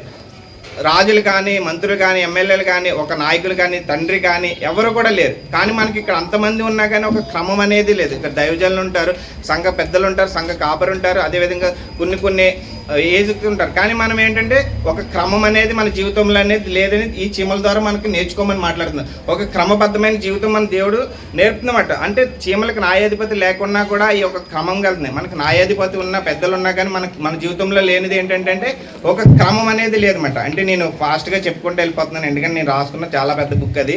అంటే నేను ఎప్పుడు లాస్ట్ లెంటీ డేస్లో ఏదో ఒక బుక్ రాసుకుంటామాట. లాస్ట్ లెంటీ డేస్లో ఈ చీమల గురించి ఈ సామెతల గ్రంథం గురించి చాలా బుక్స్ రాసుకున్నమాట. అంటే ఆ విధంగా నేను చెప్పింది ఏంటంటే ఫస్ట్ ఇది చీమల నుంచి మనం నేర్చుకోవాల్సింది ఏంటంటే ఒక క్రమం అనేది నేర్చుకోవాలన్నమాట. అదేవిధంగా రెండోది ఏంటంటే చురుకుదనం. అంటే వాటికి ఉండే చురుకుదనం అన్నమాట. అంటే ఇప్పుడు మనం ఏంటంటే ఆదివారం మాటలే వాక్యం విని అది మనకి చాలనుకుని మన పరలోక రాజ్యం వెళ్ళిపోతామన్న క్రమంలో ఉంటాం. అలా కాదు, మనం ప్రతిదినం వాక్యం చదవాలి, మోకరించాలి, ప్రార్థన చేయాలి. ఒక క్రమ జీవితంలోని చురుకుతనం ఉండాలన్నమాట. అంటే పరలోక రాజ్యంలోకి వెళ్ళాలంటే మన జీవితంలో ముందుగా ఉండవలసిందంటే ఒక క్రమం అనేది ఉండాలి, ఒక చురుకుతనం అనేది ఉండాలి. అంటే చీమలు ఏంటంటే ముందు ఆలోచనతోటి ఒక చురుకుతనంతో. అంటే అది ఏంటంటే ఒక చక్కెర దొరికిందంట, దాని పొట్ట ఎంత ఉంటుంది? ఒక చక్కెర అంటే ఒక 10 రోజులు బతకొచ్చు. కానీ అది అలా కాదు. ఆ చక్కెర పెట్టేసి మళ్ళీ వెనక్కి వచ్చి ఏం తెచ్చుకుంటుంది? మళ్ళీ ఒక క్రమంగా వచ్చి ఆ చక్కెరను పోగేసుకుంటుంది. అంటే అదేంటంటే ముందు రాబోయే వర్షాకాలం గురించి మనకు వర్షాకాలం అంటే ఇక్కడ ప్రభు రాకడ గురించి ఆలోచించుకోవాలన్నమాట. ఈ వేసవకాలం అంటే మన శ్రమలు, అంటే భయంకరమైన ఎండలు కానీ, భయంకరమైన తీవ్రతలు కానీ, అంటే మన బాధలు కానీ, ఆర్థిక ఇబ్బందులు కానీ, అనారోగ్యాలు కానీ మన ఎండాకాలంతో పోల్చుకోవాలన్నమాట. అంటే ఈ బాధల నుంచి మనం తొలగుకుని తప్పించుకుని ఈ జీవగ్రంథంలో బైబిల్ ద్వారా ఈ వాక్యం ద్వారా మనం పట్టబడితే పరలోక రాజ్యమైన వర్షాకాలం దేవుడు వచ్చినప్పుడు మన ఆహారం సిద్ధపరచుకున్నామనుకో, ఆహారం పట్టుకుని మనం ఎక్కడికి వెళ్తామండి? పరలోక రాజ్యంలోకి వెళ్తాం. అంటే మన ఆహారం అంటే మన పరిశుద్ధత మనమే కాపాడుకోవాలని సమకూర్చమని దేవుడు మాట్లాడుతున్నాడు. మనం ఫస్ట్ది మన క్రమం చూసుకున్నాం, అదేవిధంగా చురుకుదనం చూసుకున్నాం. అదేవిధంగా చీమలకు ముందు చూపు కూడా ఉందన్నమాట. అంటే కష్టకాలం రాబోతుంది, వర్షాకాలం రాబోతుంది అని వాటి ముందు చూపుతోటి ఏమిటి చీమలు ఒక ఆహారాన్ని సమకూర్చుకున్నాయి. అదేవిధంగా మనకి విడివిడిగా యాగవంకులు చెప్పినట్టుగా మనకి అధికంగా వాక్యం దొరుకుతుందని మనం చాలా చులకనగా చేస్తున్నాం. అదే అధికంగా దొరకలేదనుకోండి, దాని గురించి మనం ఎలా పాటలాడబడతామండి? అంటే ఆయన నన్ను హెచ్చరించాడు, నేను వారానికి 8 బోధలు చేస్తున్నానే, ఎవరైనా పంచుకోండి అన్నారు. అంటే మనం ఏంటంటే ఆయనే పంచుకుంటాడులేనా ఆతుతో వదిలేస్తున్నమాట. అలా కాదు, మనము కూడా దాంట్లో ఒక చెయ్యాలని ఈ చీమల ద్వారా మనము నేర్చుకుంటున్నమాట. అంటే ఒక క్రమ జీవితము, చురుకుతనము, ఒక ముందు చూపు ఉంటేనే కానీ చీమల యొద్ద మన జ్ఞానము సంపాదించుకోలేమని దేవుడు మాట్లాడుతున్నమాట. అంటే చురుకుదనం గురించి మన సామెతల గ్రంథం 6:9 ఒక్కసారి చూడండి. అక్కడ ఒక్కసారి చెప్పండి, చదవండి. సోమరి ఎందాక నీవు పడుకుందువు, ఎప్పుడు నిద్ర లేచదువు, ఇంకా కొంచెము నిద్రించదనని, కొంచెము కునికెదనని, కొంచెం సేపు చేతులు ముడుచుకొని పరుండుదనని నీవు అనుచుందువా? చాలండి, 11 కూడా చదవండి. అందుచేత దోపిడిగాడు వచ్చినట్లు దారిద్రము నీ యొద్దకు వచ్చును, ఆయుధదారుడు వచ్చినట్లు ఏమి నీ యొద్దకు వచ్చును. చాలండి. దేవుడు ఇక్కడ మాట్లాడుతున్నామండి. మనం ఎలా ఉంటున్నాం అంటున్నాడు? సోమరితనంగా ఉన్నామనుకోండి, మన దగ్గర ఏమి లేదంటున్నాడండి. దేవుడి జ్ఞానం లేదు అంటే మనం ముడుచుకుని పడుకునేవారుగా ఉంటున్నమాట, బైబిల్ చదివేవారుగా ఉండలేదు, మోకరించేవారుగా ఉండలేదని.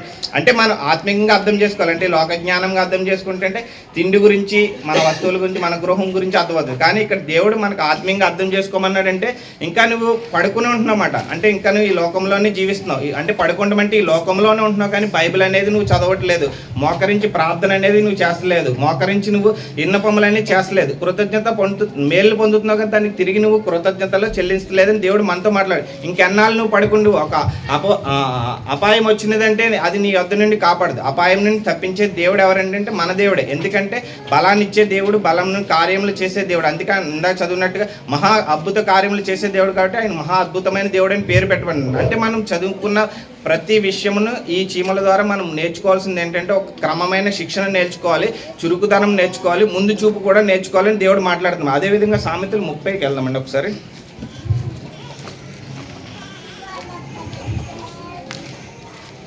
మరొకసారి వచ్చింది కదండి 25. చీమలు లేని జీవులు, చీమలు బలం లేని జీవులు అయినను అవి వేసవలో తమ ఆహారమును సిద్ధపరచుకుని. చాలండి. చీమలు ఇక్కడ ఏం లేవంటున్నాడండి? బలం లేవని. అదేవిధంగా మనం కూడా ఇక్కడ ఏమంటే మనం సంఘం గురించి బయట విషయాలు మనకు అనవసరం. ఇక్కడ మనకి ఏమి లేదండి, ఇక్కడ బలం లేదు. బలం లేదంటే మనం ఏం చేస్తలేదు, అక్కడ మన జీవితంలో క్రమం లేదు, చురుకుదనం లేదు, ముందు చూపు అనేది లేదన్నమాట. ఆ బలముని సమకూర్చుకోవాలంటే ఇక్కడ మందిరం కావాలని మనం మోకరించాలి. అంటే ఆ దైవజనులని కొన్ని సంఘ పెద్దలు కాదు మోకరించి ప్రార్థన చేసేది. ప్రతి వారి ఉదయంలో ఇది నాటుకోవాలన్నమాట. ఆ క్రమమును, చురుకుదనము, ముందు చూపు అనేది వస్తేనే కానీ ఇక్కడ మందిరం అనేది మనకి రాదని ఈరోజు ఈ వాక్యం ద్వారా నేను చెప్తున్నాను. అది హెచ్చరిక అనుకోండి, ఏమన్నా అనుకోండి, మనం తిట్టుకున్న పర్లేదు. దేవుడి వాక్యం ఉన్నట్టుగానే చెప్తున్నమాట. ఎందుకంటే మనం ముందు చూపు అది లేదు. చీమల వద్ద మన జ్ఞానం సంపాదించుకోవాలంటే ఈ 3 మనకు కలిగి ఉంటేనే కానీ సమకూర్చుకోవాలన్నమాట. అందుకంటే అనమాట క్షేమైన ఆహారం కొరకే మనము సిద్ధపడుతున్నాం. అందుకే మనం యోహాను సువార్త ఒకసారి చూసుకున్న వాక్యం వివరిస్తాను మీకు. యోహాను 6:27 చూడండి. యోహాను సువార్త 6:27.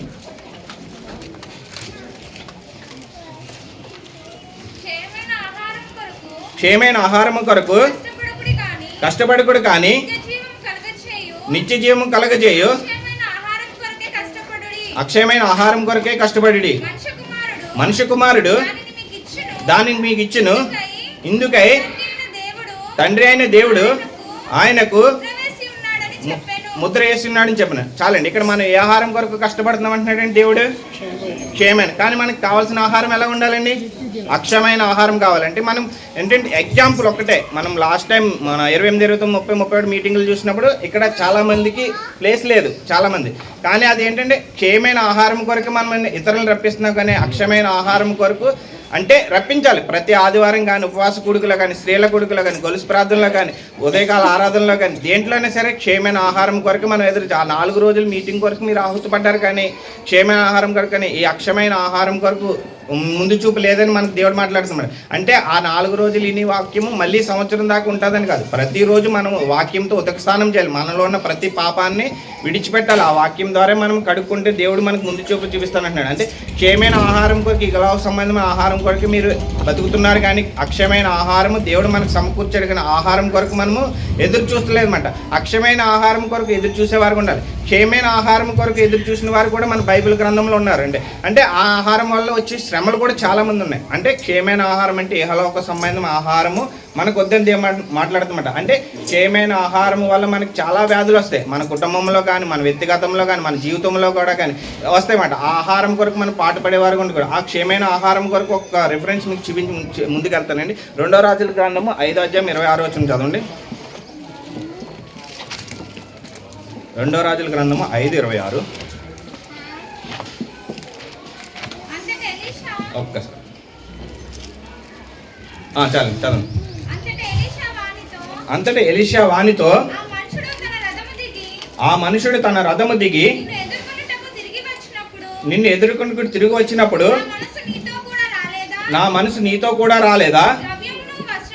ద్రవ్యమును వస్త్రములను, ఒలీవ చెట్ల తోటలను, ద్రాక్ష తోటలను, గొర్రెల ఎడ్లను, దాసీలను సంపాదించుకున్నటకు ఇది సమయమా? అక్కడ క్వశ్చన్ మార్క్ వేస్తున్నమాట. అక్కడ ఇది ఎలియాజు ఒక ఈ లోకక్షమమైన క్షయ వస్తువుల కోసము, ఈ లోకక్షమమైన ఆహారం కొరకు పనిచేసిన ఒక వ్యక్తి గురించి చూపిస్తున్నాడు. ఆయన ఎవరండి ఇక్కడ?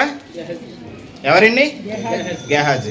ఈ గేహాజీ గురించి మనకి ఎందుకు చెప్తున్నానంటే, ఈ గేహాజీ కూడా ఇహలోక సంబంధమైన ఆహారం కొరకు పాటుపడ్డాడు. కానీ ఎలీషాతో ఉంటే ఆయన అద్భుతములు చేయగలడు, అద్భుతమైన కార్యములు చేయగలడు, దైవజనుడు అని ఆయన గ్రహించలేకపోయాడు అనమాట. అదేవిధంగా మనం కూడా అనేకమైన వాక్యాలు వింటున్నాం, అనేకమైన ప్రార్థనలు చేస్తున్నాం, అనేకమైన సంఘాల్లోకి వెళ్ళి మనం అనేకమైన విషయాలు తెలుసుకుంటున్నాం. కానీ మనలోకి ఏంటంటే అక్షయమైన ఆహారమును మనము సంపాదించుకుంటలేదు, ఇహలోక సంబంధమైన క్షయమైన ఆహారమే సంబంధించుకుంటున్నామని ఈ చీమల ద్వారా మనకి హెచ్చరిస్తున్నమాట. ఆ గేహాజీ కూడా అంతేమాట. అంటే అక్కడ మనకు ఆ స్టోరీ అంతా మీ అందరికీ తెలుసు. నయమాన్ అనే ఒక సైనాధిపతి ఉంటాడు. ఆయనకి కుష్ఠవ్యాధి కలిగినప్పుడు అక్కడ ఒక చిన్న పాప ఎలియా తీసుకొచ్చినప్పుడు ఆ కుష్ఠరోగం అంతా పోతుంది. ఆ కుష్ఠరోగం పోయినందుకు ఆ రాజు ఆయనకి బహుమతిగా ఇచ్చినది ఆ దైవజనులు తీసుకోవడమాట. తీసుకోలేనప్పుడు ఈ గేహాజు ఆహుతపడి ఏంటంటే ఆయన రథముల వద్దకు వెళ్ళి ఆ బహుమతి నాకు ఇవ్వండి అని కోరుకుంటాడనమాట. అంటే దేవుడు పరలోక సంబంధమైన ఆశీర్వాదాలు మనకి ఇస్తున్నప్పుడు కానీ మనం అది పట్టించుకుంటలేదు. కానీ ఇహలోక సంబంధమైన ఆహారం కొరకే మనం పట్టించుకుంటామని ఈ గేహాజు ద్వారా మనకి హెచ్చరిస్తుందన్నమాట. ఆ గేహాజు ఆయన్ని సంపాదించుకున్నాడు. దాంతోపాటు కూడా ఇంకేం సంపాదించుకున్నాడండి అక్కడ? కుష్ఠవ్యాధి. ఆ కుష్ఠవ్యాధి మనకు వద్దు. అంటే ఈ లోక సంబంధమైన మనం కొంతవరకే సంపాదించుకోవాలి, కానీ పరలోక సంబంధమైన ఆస్తులు మనం సంపాదించుకోవాలని దేవుడు మాట్లాడుతున్నాడు. ఏ లోక సంబంధంతో పాటు మనం సంపాదించుకున్నది ఎలా ఉంటుందండి అక్కడ? కుష్ఠవ్యాధి ఎలా అంటే పాపంతో కూడుకున్నదన్నమాట. ఆ పాపం మనకు వద్దని దేవుడు మాట్లాడుతున్నమాట. అంటే చీమల యొద్ద మనం నేర్చుకోవాల్సింది ఏంటంటే, 1 క్రమశిక్షణ అనేది నేర్చుకోవాలి, 2 చురుకుతనం అనేది నేర్చుకోవాలి, 3 ముందు చూపుని మనం ఆహారంగా సమకూర్చుకుంటే కానీ దేవుడు ఈ లోకంలో మనకి ఏదీ సమకూర్చని అంటాడనమాట. దేవుడు అందుకే మనం అబద్ధములతో కూడిన మోసములతో కూడిన ప్రవచనాలు వినకుండా దేవుని జీవగ్రంథంలో ఉన్నది ఉన్నట్టుగా ఆయన చూపించినది మనం నేర్చుకోవాలని దేవుడు మాట్లాడు. అంటే చీమలు కూడా ముందు చూపు ఎలా ఉన్నాయండి? కష్టకాలం రాబోతుందని తెలుసు, క్షేమైనది రాబోతుందని తెలుసు, కానీ అన్నపానములతో కూడుకున్న ఆహారం సమకూర్చుకున్నాయి, కానీ పరలోక సంబంధమైన ఆహారమును కూడా ఇవి సమకూర్చున్నాయి. అదేవిధంగా మనం కూడా ఈ జీవగ్రంథంలో మొదటి చీమ ద్వారా మనం ఏంటంటే ముందు చూపుతోని పరలోక సిద్ధపాటు అనేది మనం కలిగి ఉండాలని దేవుడు మాట్లాడుతున్నాడు. మన వాక్యాన్ని ఎప్పుడు విడిచిపెట్టేవారుగా కాకుండా హృదయంలో నాటుకున్న దానిగా ఉండాలని దేవుడు మాట్లాడుతున్నాడు అనమాట. అదేవిధంగా మనము అవి చీమలు కూడా ఒక క్రమంలో వెళ్తాయి. అవి ఏమిటంటే ఒకరితో ఒకరు పోట్లాడేది అనేది జరగదు అన్నమాట. అంటే ఎదురు వచ్చినప్పుడు కూడా ఎలా వెళ్తాయండి? అవి తప్పించుకుని వెళ్తాయి. కానీ మనం అలా వెళ్ళాం కదా. మనకి ఎవరైనా ఎదురు వచ్చినా ఆడనే తప్పుకోమంటాం, కానీ మనం తప్పుకోలేము. కానీ అలా కాదు, ఒక క్రమ జీవితం అనేది ఉంటుందన్నమాట. మనలో కూడా అక్కడ ఏం ఉండాలని మాట్లాడుతున్నాడు. అందుకే దేవుడు అంటే నువ్వు తగ్గించుకున్నప్పుడు హెచ్చించబడతావు. కానీ అక్కడ మనం ఆ చీమల ద్వారా కూడా మనం నేర్చుకోవాల్సింది అంటే తగ్గింపు అనేది జీవితం. అంటే మనకి ఎవరైనా ఎదురు వచ్చినప్పుడు ఎవరైనా సమాధానం చెప్పి మనకన్నా ఎక్కువగా చెప్పాడు అనుకోండి, మనం కోపడతాం. అలా కాదు, మన తగ్గింపు జీవితం అనేది కావాలని దేవుడు మనతో మాట్లాడు. ఈ చీమల ద్వారా మనకి ఈ 4 విషయాలు మనం నేర్చుకోవాలని దేవుడు మాట్లాడుతున్నాడు. అదేవిధంగాను ఆమోస్ రాసిన గ్రంథం ఒకసారి చూడండి, 8:11 చూడండి. ఆమోసు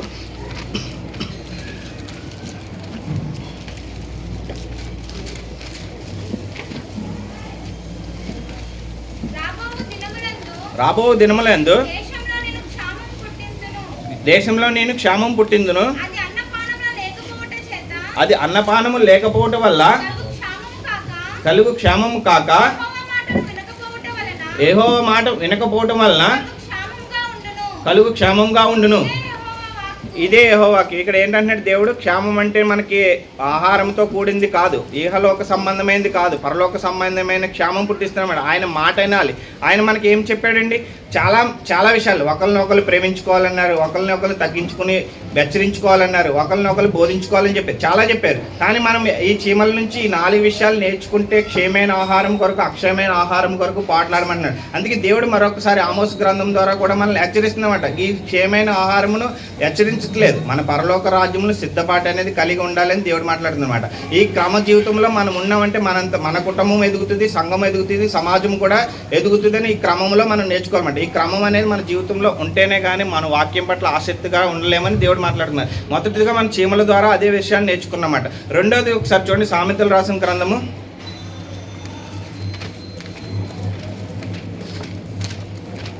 30:26. చిన్న కుందేలు బలం లేని జీవులు అవి పేటి సందులో నివాసమును కల్పించుకుని. చాలండి. ఇక్కడ కుందేలు అన్నారండి. ఏం కుందేలు అన్నారండి? ఇక్కడ చిన్న కుందేలు. మనమే చూసుకున్నాం. ఈ చిన్న మంద అనుకుందామండి, అంతే. మనమంతా మనమే అనుకోవాలన్నమాట. ఈ చిన్న కుందేలు ఎక్కడ దాక్కుంటున్నాయండి? వెళ్ళి చెప్పాలి. పేటి సందులో. మనం ఇప్పుడు ఎక్కడ దాక్కున్నామండి? మనం కూడా ఇందాక వాక్యం నాకు అదే కనెక్ట్ అయింది. మనం ఎక్కడున్నాం చెప్పాలి. మీరు ఇందాక విన్నారుగా ఆరాధన వాక్యము, మహోన్నతం అంటే మహోన్నతం చాటు నివసించేవాడు అంతే. ఇక్కడ కుందేలు ఏం చేస్తుందండి? పేట సందుల్లో నివాసం కలుగుతుంది. అది దానికి గోర్లు అనేది ఉండదన్నమాట, విశ్వం అనేది ఉండదన్నమాట. అది ఎవరిని కూడా ఏమీ చేయలేదు, సాధు జంతువు అన్నమాట. నిజంగా చెప్పాలంటే దాన్ని సున్నితం అనేది వైట్ ఎయిర్ తోటి సున్నితంగా ఉంటుంది అన్నమాట. అది ఎవరిని కూడా ఎదురొచ్చిన వాళ్ళు ఏమి చేస్తామనేది కానీ, ఎవరిని గీరటం అనేది కానీ, ఎవరి మీద దాడి చేస్తామనేది కూడా మనం ఎప్పుడు చూసి ఉండమాట. అంటే అంత సాధువైన జంతువుని దేవుడు దాని దగ్గరికి వెళ్ళి మనం జ్ఞానం తెచ్చుకోమంటున్నాడు అనమాట. అంటే మనము దాని నుంచి నేర్చుకోవాల్సింది ఏంటంటే మనము కూడా కుందేలు వలె మనము ఉండాలన్నమాట. ఆ పేట సందుల్లో ఉన్నామంటే అంటే మనం ఈ లోక సంబంధంలో ఉన్న వారికి మనమే పోల్చుకోవాలన్నమాట. అంటే మన క్రిస్టియన్స్ కాకుండా వేరే వారితో మనం పోల్చుకోవాలన్నమాట. వాళ్ళ జీవితానికి మన జీవితానికి ఎలా ఉన్నదని మనం ఎంచుకోవాలి. పేట సందుల్లో మనం ఉన్నామనుకోండి, దానికి ఉన్న క్వాలిటీలన్నీ కూడా మనకు ఉండాలి. ఎవరిని ఏమి చేయవు, ఎవరి మీద దాడి అనేది చేయదు. మనము కూడా ఆ విధంగా పేట సందుల్లో దాక్కుంటే అవి మనం కూడా అట్లా సాధు జంతువులతో మనం పోల్చుకోమంట. అందుకే కీర్తన గ్రంథం 104:8-18 అంటారు చూడండి ఒకసారి. కీర్తన 104:18. గొప్ప కొండలు కొండ మేకలకు ఉనికి పట్లు కుందేళ్లకు బండలు ఆశ్రయస్థానములు. ఇక్కడ బండలు అన్నాడండి. బండలు అంటే ఎవరండి? ఇక్కడ మనకి చెప్పాలి. మనం రోజు ప్రార్థన చేసేటప్పుడు బండ మీద ఇల్లు ఇప్పుడు కూడా బండ మీద ఇల్లు కట్టుకున్నాం. మనం ఎవరి మీద ఇల్లు కట్టుకున్నామండి? ఇప్పుడు క్రీస్తు. అంటే అక్కడ బండ అనేది క్రీస్తు అని మనం సాదృశ్యంగా ఉండే ఆ బండ సందుల్లో మనం ఉంటేనే కానీ ఇహలోకమైనది ఏది కూడా మాల్యమును మనకు అంటదు. ఇహలోకమైన ఏ శత్రువులు కూడా మనల్ని ఏం చేయాలి. అంటే అడవిలో కుందేలు ఉంటుంది. ఆ బండ సందుల్లోకి వెళ్ళినప్పుడు ఆ అడవికి ఏమి రాజండి? అక్కడ సింహం. ఇక్కడ మనము కూడా సింహం. అంటే మనకేంటండి ఇక్కడ లోకంలో చెప్పాలి? అపవాది కానీ, శత్రువులు కానీ, మన ఆర్థిక ఇబ్బందులు కానీ, అనారోగ్యాలు కానీ మనకి శత్రువులు అనమాట. ఆ సింహంతో మనం పోల్చుకోవాలి. అప్పుడు మన ఆ ఆపదలు వచ్చినప్పుడు కానీ, ఆ శ్రమలు వచ్చినప్పుడు కానీ, ఆ కష్టాలు వచ్చినప్పుడు కానీ మనం ఎక్కడ ఉండాలండి? క్రీస్తు అనే బండ మీద ఉండాలి. బండ మీదతో పాటు ఆ బండ సందులోకి వెళ్ళాలి. ఎందుకంటే ఆయన కార్చిన రక్తంతో మనం ఆ సందులోకి వెళ్తేనే కానీ, ఆ గ్రహింపుదనం లేకపోతేనే కానీ ఇహలోక మాల్యము నుండి మనం తప్పించుకోలేమట. అందుకంటాడు ఆ కలవరిగిరిలో కాల్చిన ప్రతి రక్తపు బండు నుండి మనం అంటాడు. అందుకే 1 కొరింథీయులు మనకి 10:4 అక్కడ అంటాడు క్రీస్తు. అక్కడ బండ గురించి చెప్తాడు. బండ అంటే ఎవరైనా అక్కడ క్లియర్గా రాస్తాడనమాట. క్రీస్తు అని చెప్తారనమాట. ఆ క్రీస్తు బండలోకి మనం వెళ్తేనే కానీ మనము తప్పించుకోలేము. అంటే ఇహలోక సంబంధమైన అపవాది ఎలా ఉందంటే మనకి 1 పేతురు 5:8 చూడండి ఒకసారి. 1 పేతురు 5:8 కిందకు వచ్చేయండి. మీకు విరోధి అయిన అపవాది గర్జించు సింహం వలె ఎవరిని మింగుదునా అని వెతుకుతూ తిరుగుచున్నాడు. చాలండి. ఇక్కడ మనకి గర్జించే సింహం ఎలా ఉన్నదంటే అపవాది గర్జించే సింహం వల్ల ఉంది. అదే మనకు ఆర్థిక ఇబ్బందులు కానీ, అనారోగ్య పరిస్థితులు కానీ, ఏదైనా సరే మనకున్న ప్రతి బలహీనతలు దాంతో పోల్చుకోవాలన్నమాట. అంటే అది ఉన్నప్పుడు మనము ఎదిరించే వారిగా ఉండాలంటే మనం ఏ విధంగా ఉండాలండి? ఆ బండ సందుల్లోని కానీ, ఆ బండ మీద కానీ మనం ఉంటేనే కానీ మనం ఉంటాం. అందుకే దావీదు కూడా చాలా విధమైన ప్రార్థనలు చేస్తాడు. నీవే నా శైల్యము, నా కోట, నా దుర్గమని 18వ కీర్తనలో అంటాడనమాట. ఆ విధంగా ఆయన్ని యందు మన విశ్వాసంతో ఉంటేనే కానీ దేవుడు మనకి కనికరము, దయా కిరీటమును, దీర్ఘశాంతం ఏది కూడా ఉండడనమాట. అంటే ఆ బండ సందుల్లో మనం నిలబడి ఉంటేనే కానీ దేవుడు మనల్ని ప్రతి విషయంలోనే ముందుకు తీసుకెళ్తారు. మనం నిర్దోషంగా 4 తరం మన పాపములు ఎలా ఉంటాయంటే 4 తరాల వరకు ఉంటాయన్నమాట. అంటే మన పాపములు ఒప్పుకొని ఆ బండ సందుల్లోకి వెళ్తేనే కానీ మనము ఆ పాపముల నుండి విడిపించుకోవాలన్నమాట. అంటే నిర్గమకాండంలో అక్కడ దేవుడు మాట్లాడతాడు మన 34:6-7 మాట్లాడుతామాట. అంటే మన పాపాలు ఎలా ఉన్నాయంటే మన మీదే కాదు, మనకు రాబోయే తరాల మీద, మన కుమారుల తరాల మీద కూడా అవి శాపంగా ఉంటాయి. ఆ శాపం నుండి మనం తప్పించుకోవాలంటే మనం ఏం చేయాలండి? ఫస్ట్ ఆ బండ సందుల్లోకి వెళ్ళి కన్నీరు కారుస్తూ మోకరిస్తూ వాక్యం అనే దాన్ని ఎత్తిపెట్టి ప్రార్థన చేస్తూ సహవాసంలో కలిగి ఉండాలని మాట్లాడుతున్నాడు. అంటే నువ్వు బండ సందుల్లో ఉన్నావా లేక ఇహలోక సంబంధమైన లోకంలో ఉన్నావని మనంతరం మనమే నేర్చుకోవాలన్నమాట. అంటే మనం మొదటిగా చీమల ద్వారా క్రమశిక్షణ, చురుకుతనము, ముందు చూపు నేర్చుకున్నాం. అదేవిధంగా ఈ చిన్న కుందేల ద్వారా మనలో ఉన్న స్వాత్వికమును ద్వారా మనం ఎలా ఉన్నామన్నది మనం నేర్చుకోవాలన్నమాట. అంటే మనం ఈ కుందేల ద్వారా మనం నేర్చుకున్నది ఏంటంటే మనము ఎవరిని ఆశ్రయిస్తున్నామన్నది కావాలి. మనం ఎవరి ఎందు విశ్రమిస్తున్నామన్నది కావాలి, ఎవరిని నమ్ముకున్నామన్నది కాదు, ఎవరి నీళ్ళలో ఉన్నామన్నది మనకు అంతా మనమే పరీక్షించుకోవాలి. మనం ఈ కుందేల ద్వారా మనం ఆశ్రమించే దేవుడని మనం గ్రహించుకుని ముందు చూపుతూ ఆయన యందు నీళ్ళలోనే ఉండాలని దేవుడు మాట్లాడుతుంది. అదేవిధంగా సామెతలు 30:27 చూడండి ఒక్కసారి. చదువు. మిడతలకు రాజు లేడు, అయినను అవన్నీ పంతులు తీరి సాగిపోను. చాలండి. ఇక్కడ మిడతలకు ఎవరు లేరన్నారండి? రాజు లేడు. అయినను అవి ఎలా ఉన్నాయండి? పంతులు తీరి సాగిపోను. చాలండి.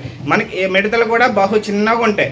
అది ఒకటి మనకి ఎప్పుడు ఒకటిగా వెళ్తాం, ఎప్పుడు చూడలేదన్నమాట. ఈ మిడతల ద్వారా ముందుగా మనం నేర్చుకోవాల్సిందంటే ఐక్యత అనేది కావాలి. ఏంటి ఇక్కడ మనం నేర్చుకోవాల్సింది ఏంటంటే మిడతల ద్వారా జ్ఞానం ఏం తెలుసుకోవాలంటే మనము ఐక్యతగా ఉండాలి. అంటే సంఘమును మనము వ్యక్తిగతంగా ఉంటే ప్రార్థన వల్ల అవలేనప్పుడు మనం ఎలా కూడుకుని చేయాలంటున్నాడండి ఇక్కడ?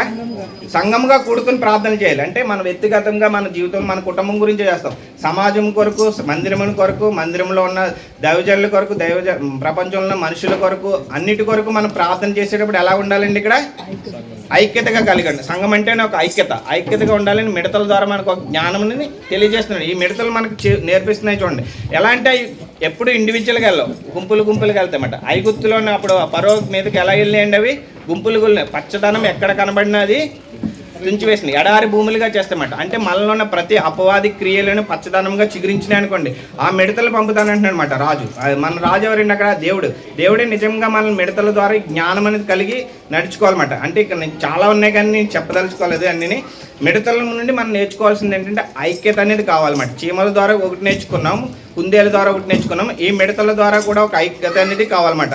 ఈ ఐక్యత గురించి మనం తెలుసుకుంటే మన నిర్గమకాండము వెళ్దామండి. 10వ అధ్యాయము.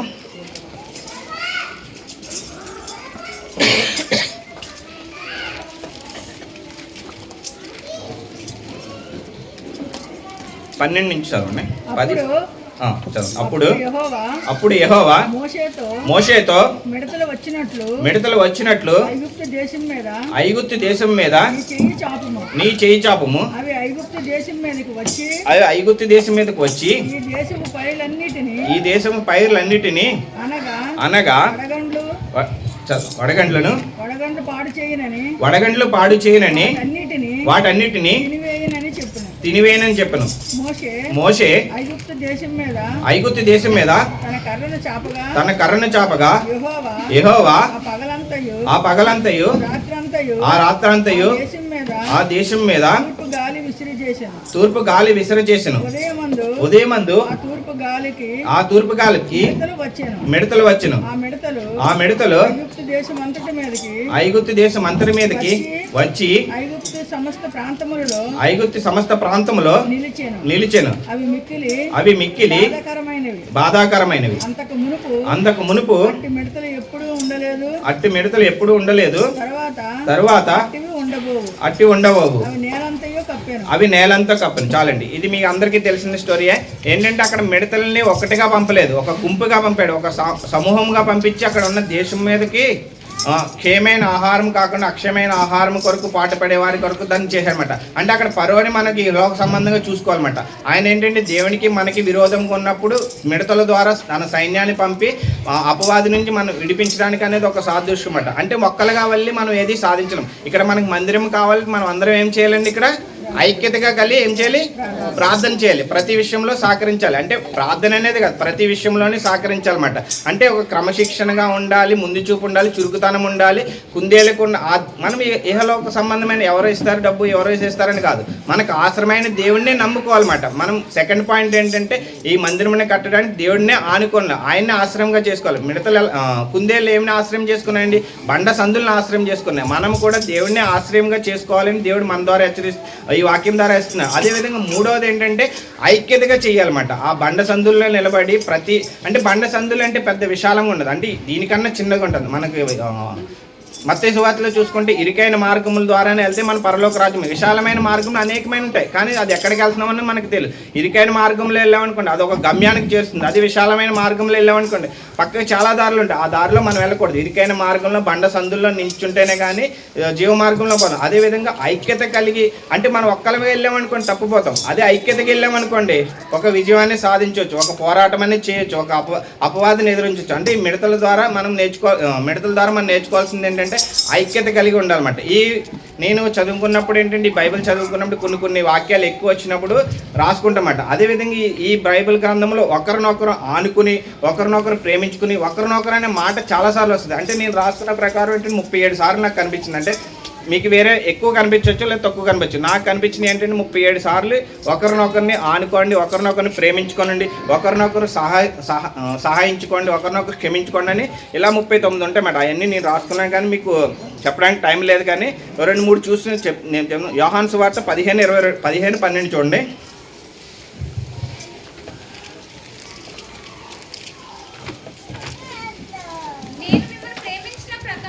నేను మిమ్మల్ని ప్రేమించిన ప్రకారము మీరు ఒకరినొకరు ప్రేమించుకోవాలి. ఇక్కడ చాలండి. ఇక్కడ ఒక్కడే ప్రేమించుకుంటున్నారు, ఒకరినొకరిని ప్రేమించుకుంటున్నారండి. అలాగే మనము కూడా సంఘంగా ఒకరినొకరు అంటే సంఘంగా అంటే ఐక్యతగా కలిగి ఒకరినొకరు ప్రేమించుకోవాలి. అదేవిధంగానే అంటే నేను రిఫరెన్స్ చెప్తాను అన్ని రిఫరెన్స్లో. ఎపిఎస్సీలకు రాసిన గ్రంథము 4:32 కూడా ఉంటుంది ఒకరినొకరు ఇక్కడ క్షమించుకోమని మాట్లాడుతుంది అనమాట. అదేవిధంగా గలతీయులు 6:2 కూడా అంటాడు ఒకరి భారములు ఒకరు భరించండి. అంటే ఇక్కడ మనకు భారం కలిగి ఉంది. మనం ఒక్కలే ప్రార్థన చేస్తాం కదా, అందరూ ప్రార్థన చేసేవారు ఆ భారం అనేది కొంచెం తగ్గుతుంది. అది ఐక్యతగా కలిగి భారం కలిగి ప్రార్థన చేయమని దేవుడు మాట్లాడుతున్నాడు. అంటే ఒకరినొకరు ఆనుకోనండి. మొదటి తెస్సలోనికలు 4:18 కూడా అంట. ఇలా నాకు 37 సార్లు వచ్చినాయి అన్నమాట. అంటే అవి రిఫరెన్స్లు నేను వివరించడానికి టైం లేదు కాబట్టి నేను చెప్తున్నమాట. ఇలాగ మనం ఒకరినొకరు ఆనుకొని ఒకరినొకరు ఐక్యతగా కలిగి దేవుడు మనల్ని ఎదిరించమండి. సాతాను మనల్ని వేరుపరచడానికి అనేక ఉన్నాయి, కానీ మనల్ని ఐక్యపరచడానికి ఎవరున్నారండి? ఇక్కడ దేవుడు ఉన్నారు. ఆయన దేవుడిలో ఐక్యతగా కలిగి ఉండాలని మన దేవుడు మాట్లాడుతున్నమాట. అదేవిధంగా దేవుడు మనల్ని అంటాడు 2-3 నా నామములు ఎక్కడ కూడుకుంటారు వారి మధ్యన నేను ఉంటాను. మత్తయి సువార్తలు అంటే ఆ విధంగా మనం ఏంటంటే మత్తయి సువార్త 18:20 అంటారన్నమాట. ఆ విధంగా మనం 2-3 కూడుకుని ఇక్కడ ఐక్యతగా కలిగి దేవుడిని ఎందుకు ప్రార్థించాలి. అదేవిధంగా ఆది సంఘం కూడా చూసుకుంటే అపోస్తుల కార్యం 4:31 చూడండి. అని నేను వివరిస్తలే అనుకుంటే రిఫరెన్స్ రాసుకుని మీరు అది క్లియర్గా చదువుకుంటే మీకు అర్థమవుతుంది అన్నమాట. అపోస్తుల కార్యం 4:31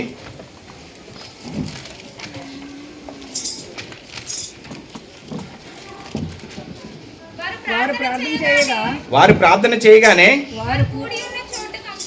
వారి కూడిన చోట కంపించును. అప్పుడు వారందరూ పరిశుద్ధాత్మతో నిండిన వారే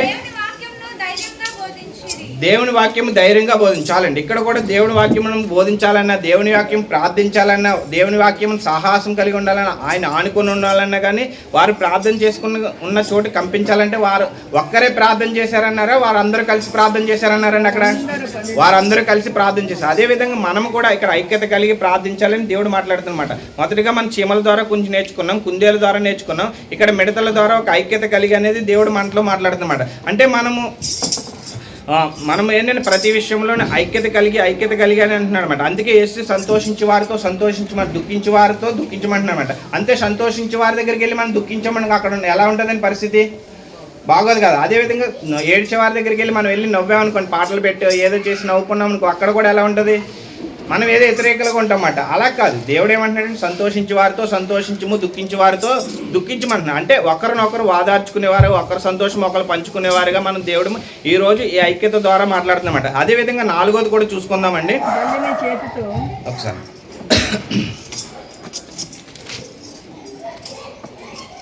చదవండి. బల్లిని చేతితో నీవు పట్టుకొనగలవా? అయినను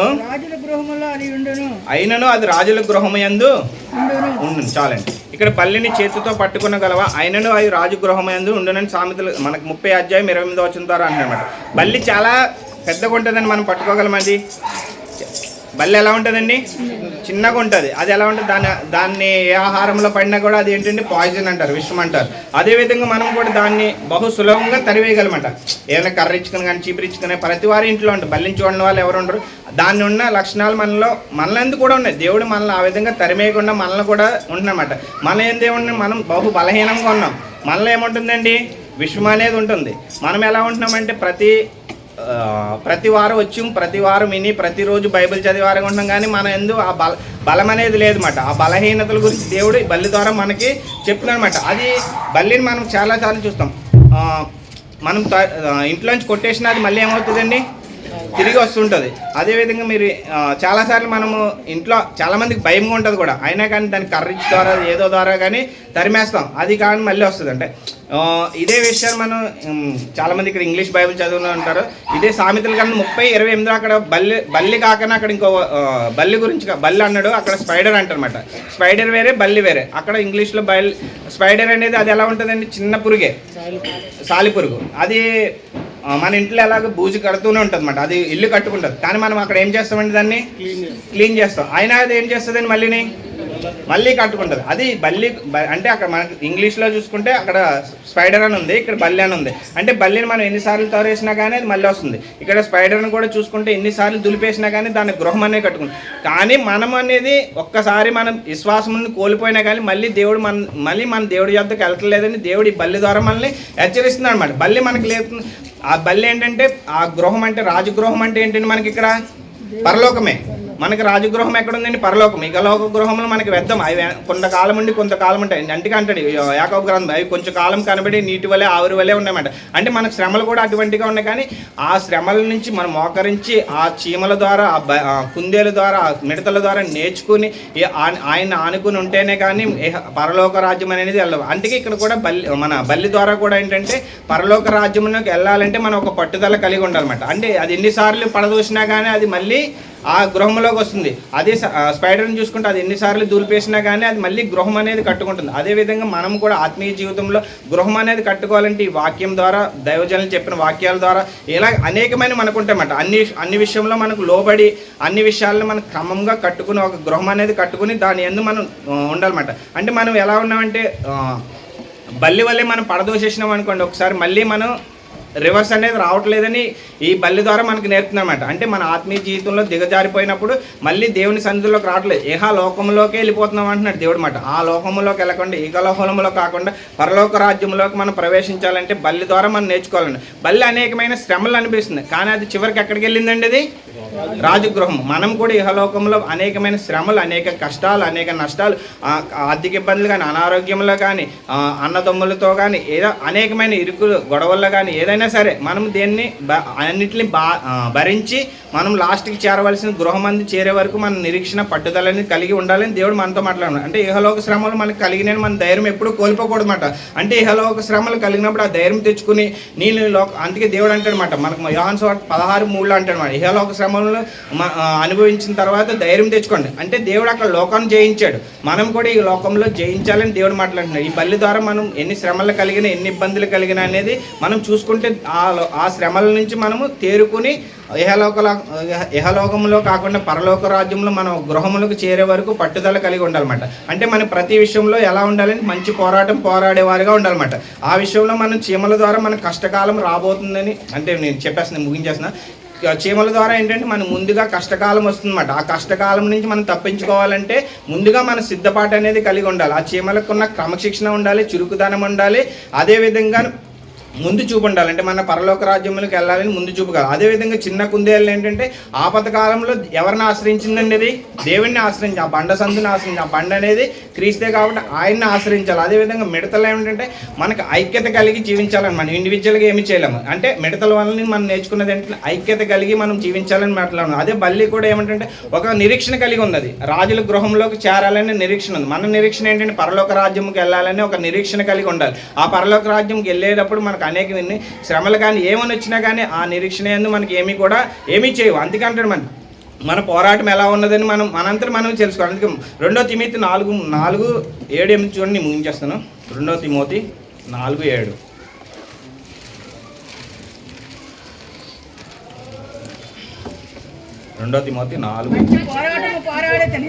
మంచి పోరాటము పోరాడి తిని నా పరుగు కడముట్టించి విశ్వాసము కాపాడుకుంటుని ఇక మీదట నా కొరకు నీతి కిరీటం ఉంచబడి ఉన్నది. ఆ దినమందు నీతిగల న్యాయాధిపతి అయిన ప్రభు నాకు మాత్రమే కాకుండా తన ప్రత్యక్షతను అపేక్షించి వారందరికీ అనుగ్రహించాలండి. దేవుడు ఇక్కడ ఏమంటే మంచి పోరాటం పోరాడాలి. ఈ 4 జీవుల ద్వారా మనము ఆ పోరాటంలో ఉంటేనే దేవుడు మనకి ఏం కిరీటం ఇస్తానంటున్నాడండి ఇక్కడ? నీతి కిరీటం. అది దేవునితో పాటు ఆయనకు ఒక్కరికి ఉంది ఆ నీతి కిరీటం. ఆయనతో పాటు కూడా మనకు కూడా కిరీటం పెడతానని దేవుడు మాట్లాడారు. అంటే ఈ 4 జీవుల ద్వారా మనం ఆ పోరాటాలు పోరాడి వాటి నుంచి జ్ఞానమును నేర్చుకోవాలని మనకు దేవుడు మాట్లాడుతున్నాడు. ఆ జ్ఞానం ద్వారా మనకు దేవుడు అపేక్షించిన వారందరికీ, అంటే ఒక్కరు కాదు అందరికీ అంటున్నాడు అనమాట. అపేక్షించి అంటే కిరీటం ఒకటే ఉంటుంది కదా అని అనొచ్చు, కాదు. దేవుడు అక్కడ కిరీటం అపేక్షించిన వారందరికీ ఆ కిరీటం ఇస్తాడు. ఆ నీతి కిరీటం పోరాడాలని మనం మంచి పోరాటం పోరాడేవారిగా ఉండాలని దేవుడు ఈ రోజు ఈ సామెతల గ్రంథం ద్వారా ఈ రోజు హెచ్చరిస్తున్నామంటే మనం సోమర్తనంతో మనం ముడిచిపెట్టి వారుగా ఉండకూడదు. ఎందుకంటే సోమర్తనమును మనకి దరిద్రం అన్నమాట. అది కూడా ఒకసారి మీకు చూపించి నేను క్లోజ్ చేస్తానండి. సామెతలు రాసిన గ్రంథము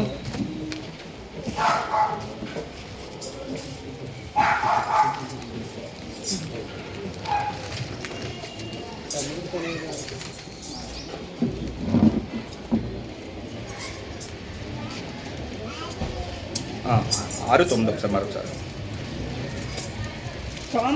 సోమరి ఎందాక నీవు పడుకునుందు ఎప్పుడు నిద్ర లేచదువు నీవు కించు నిద్రమని కొంచెము నిద్రించదవని కొంచెము కొనికిదనని కొంచెం సేపు చేతులు ముడుచుకొని పరుండదనని నీవు అనుచుందువు. అందుచేత దోపిడిగాడు వచ్చినట్లు దారిద్రము నీకు వచ్చింది. చాలండి. ఇక్కడ మనం సోమరితనంగా ఉంటే ఏమొస్తుంది అంటున్నాడండి ఇక్కడ దేవుడు? దరిద్రం వచ్చిందని మన ఇహలోకంలో ఉండిపోతామంట. అంటే పరలోక రాజ్యములకు మనకి దేవుడికి అడ్డుతారు అనేది ఉండిపోతుందన్నమాట. ఆ దరిద్రతం మనకు ఉండకూడదంటే సోమరితనంగా ఉండకూడదు. చీమలకున్న చురుకుతనము, క్రమశిక్షణ, ముందు చూపు ఉండాలి. అదేవిధంగా చిన్న కుందేళ్ళకున్న ఆ బండ సందుల్లో ఆయన్ని ఆశ్రమం చేసుకోవాలి. అదేవిధంగా మిడతలకున్న ఐక్యత మనములో ఉండాలి. అదేవిధంగా బల్లికున్న ఒక నిరీక్షణ, అంటే రాజగృహంలోకి వెళ్ళే వరకు, ఒక పరలోక రాజ్యంకి వెళ్ళే వరకు మనకు ఒక నిరీక్షణ కలిగి ఉన్నాము. ఆ నిరీక్షణ కొరకు మనం మంచి పోరాటం పోరేవారుగా ఉండాలి. ఆ నీతి కిరీటం మనం దేవునితో పాటు సమానులుగా ఎంచుకోవాలన్నమాట. అంటే మనం కూడా అనొచ్చమాట, అనేక శ్రమలు పొందాం, అనేక బాధలు పొందాం, మనకి నీతి కిరీటం ఏంటో వస్తుంది. మన పాపం చేసాం కదా, మన పాపం ప్రతిదీ ఆయన సన్నిధిలో ఒప్పుకుని ఆ బండ మీద కార్చిన రక్తం ద్వారా మనము కడుక్కున్నాం అనుకుని దేవుడే మనకి సహాయం చేస్తాడు. ఆయన పరలోక రాజ్యంలో ఆయన నీతి కిరీటంతో ఆయనతో పాటు మనల్ని కూర్చుండబెడతాడని దేవుడు ఈ రోజు ఈ వాక్యం ద్వారా మాట్లాడుతున్నాడు. ఈ 4 జీవుల ద్వారా జ్ఞానముని నేర్చుకోవాలి. అంటే ఎవరినైనా నొప్పించుంటే నన్ను క్షమించండి, అంటే మనము ఎలా ఉన్నామనేది మనం హెచ్చరించుకున్నమాట. ఒకరినొకరు హెచ్చరించుకోవాలని బైబిల్లో ఉన్న విధంగా మనం కూడా వాక్యం ద్వారా హెచ్చరించుకున్నమాట. ఆ వాక్యాన్ని మన హృదయంలో ఫలించేవారుగా ఉండాలంటే ఎవరు మనకి ఇహలోకమైన అపవాది ఎత్తుకుపోయేవారుగా దాన్ని ఫలించి దేవుని యందు నిరీక్షణ కలిగి ఆ మొక్కను ఫలించేవారుగా ఉండాలి. అందుకే అంజూరపు చెట్టును అంటాడు అనమాట. ఈ సంవత్సరమైనా ఉంచమని మనం సుశీలకి ఇంట్లో చూసినట్టు ఈ సంవత్సరమైనా ఉంచమని, లేకపోతే నరికి పారేస్తాను అంటున్నాడు. ఫలించేవారుగా ఉండాలని దేవుడు ఈ రోజు ఈ వాక్యం ద్వారా సామెతల గ్రంథం ద్వారా మాట్లాడాడు. మనం ఫలించమే కాదు, మన ద్వారా ఇతరులు కూడా ఫలించేవారుగా, ఇతరులకు ఆహారం పెట్టేవారుగా ఉండాలి, ఇతరులు దేవునికి సువార్తను రుచి చూపించేవారుగా ఉండాలని, ఐక్యత కలిగి ఉండాలని దేవుడు ఈ రోజు మాట్లాడుతుంది. ఈ చిన్న వాక్యం దేవుడు దీవించింది.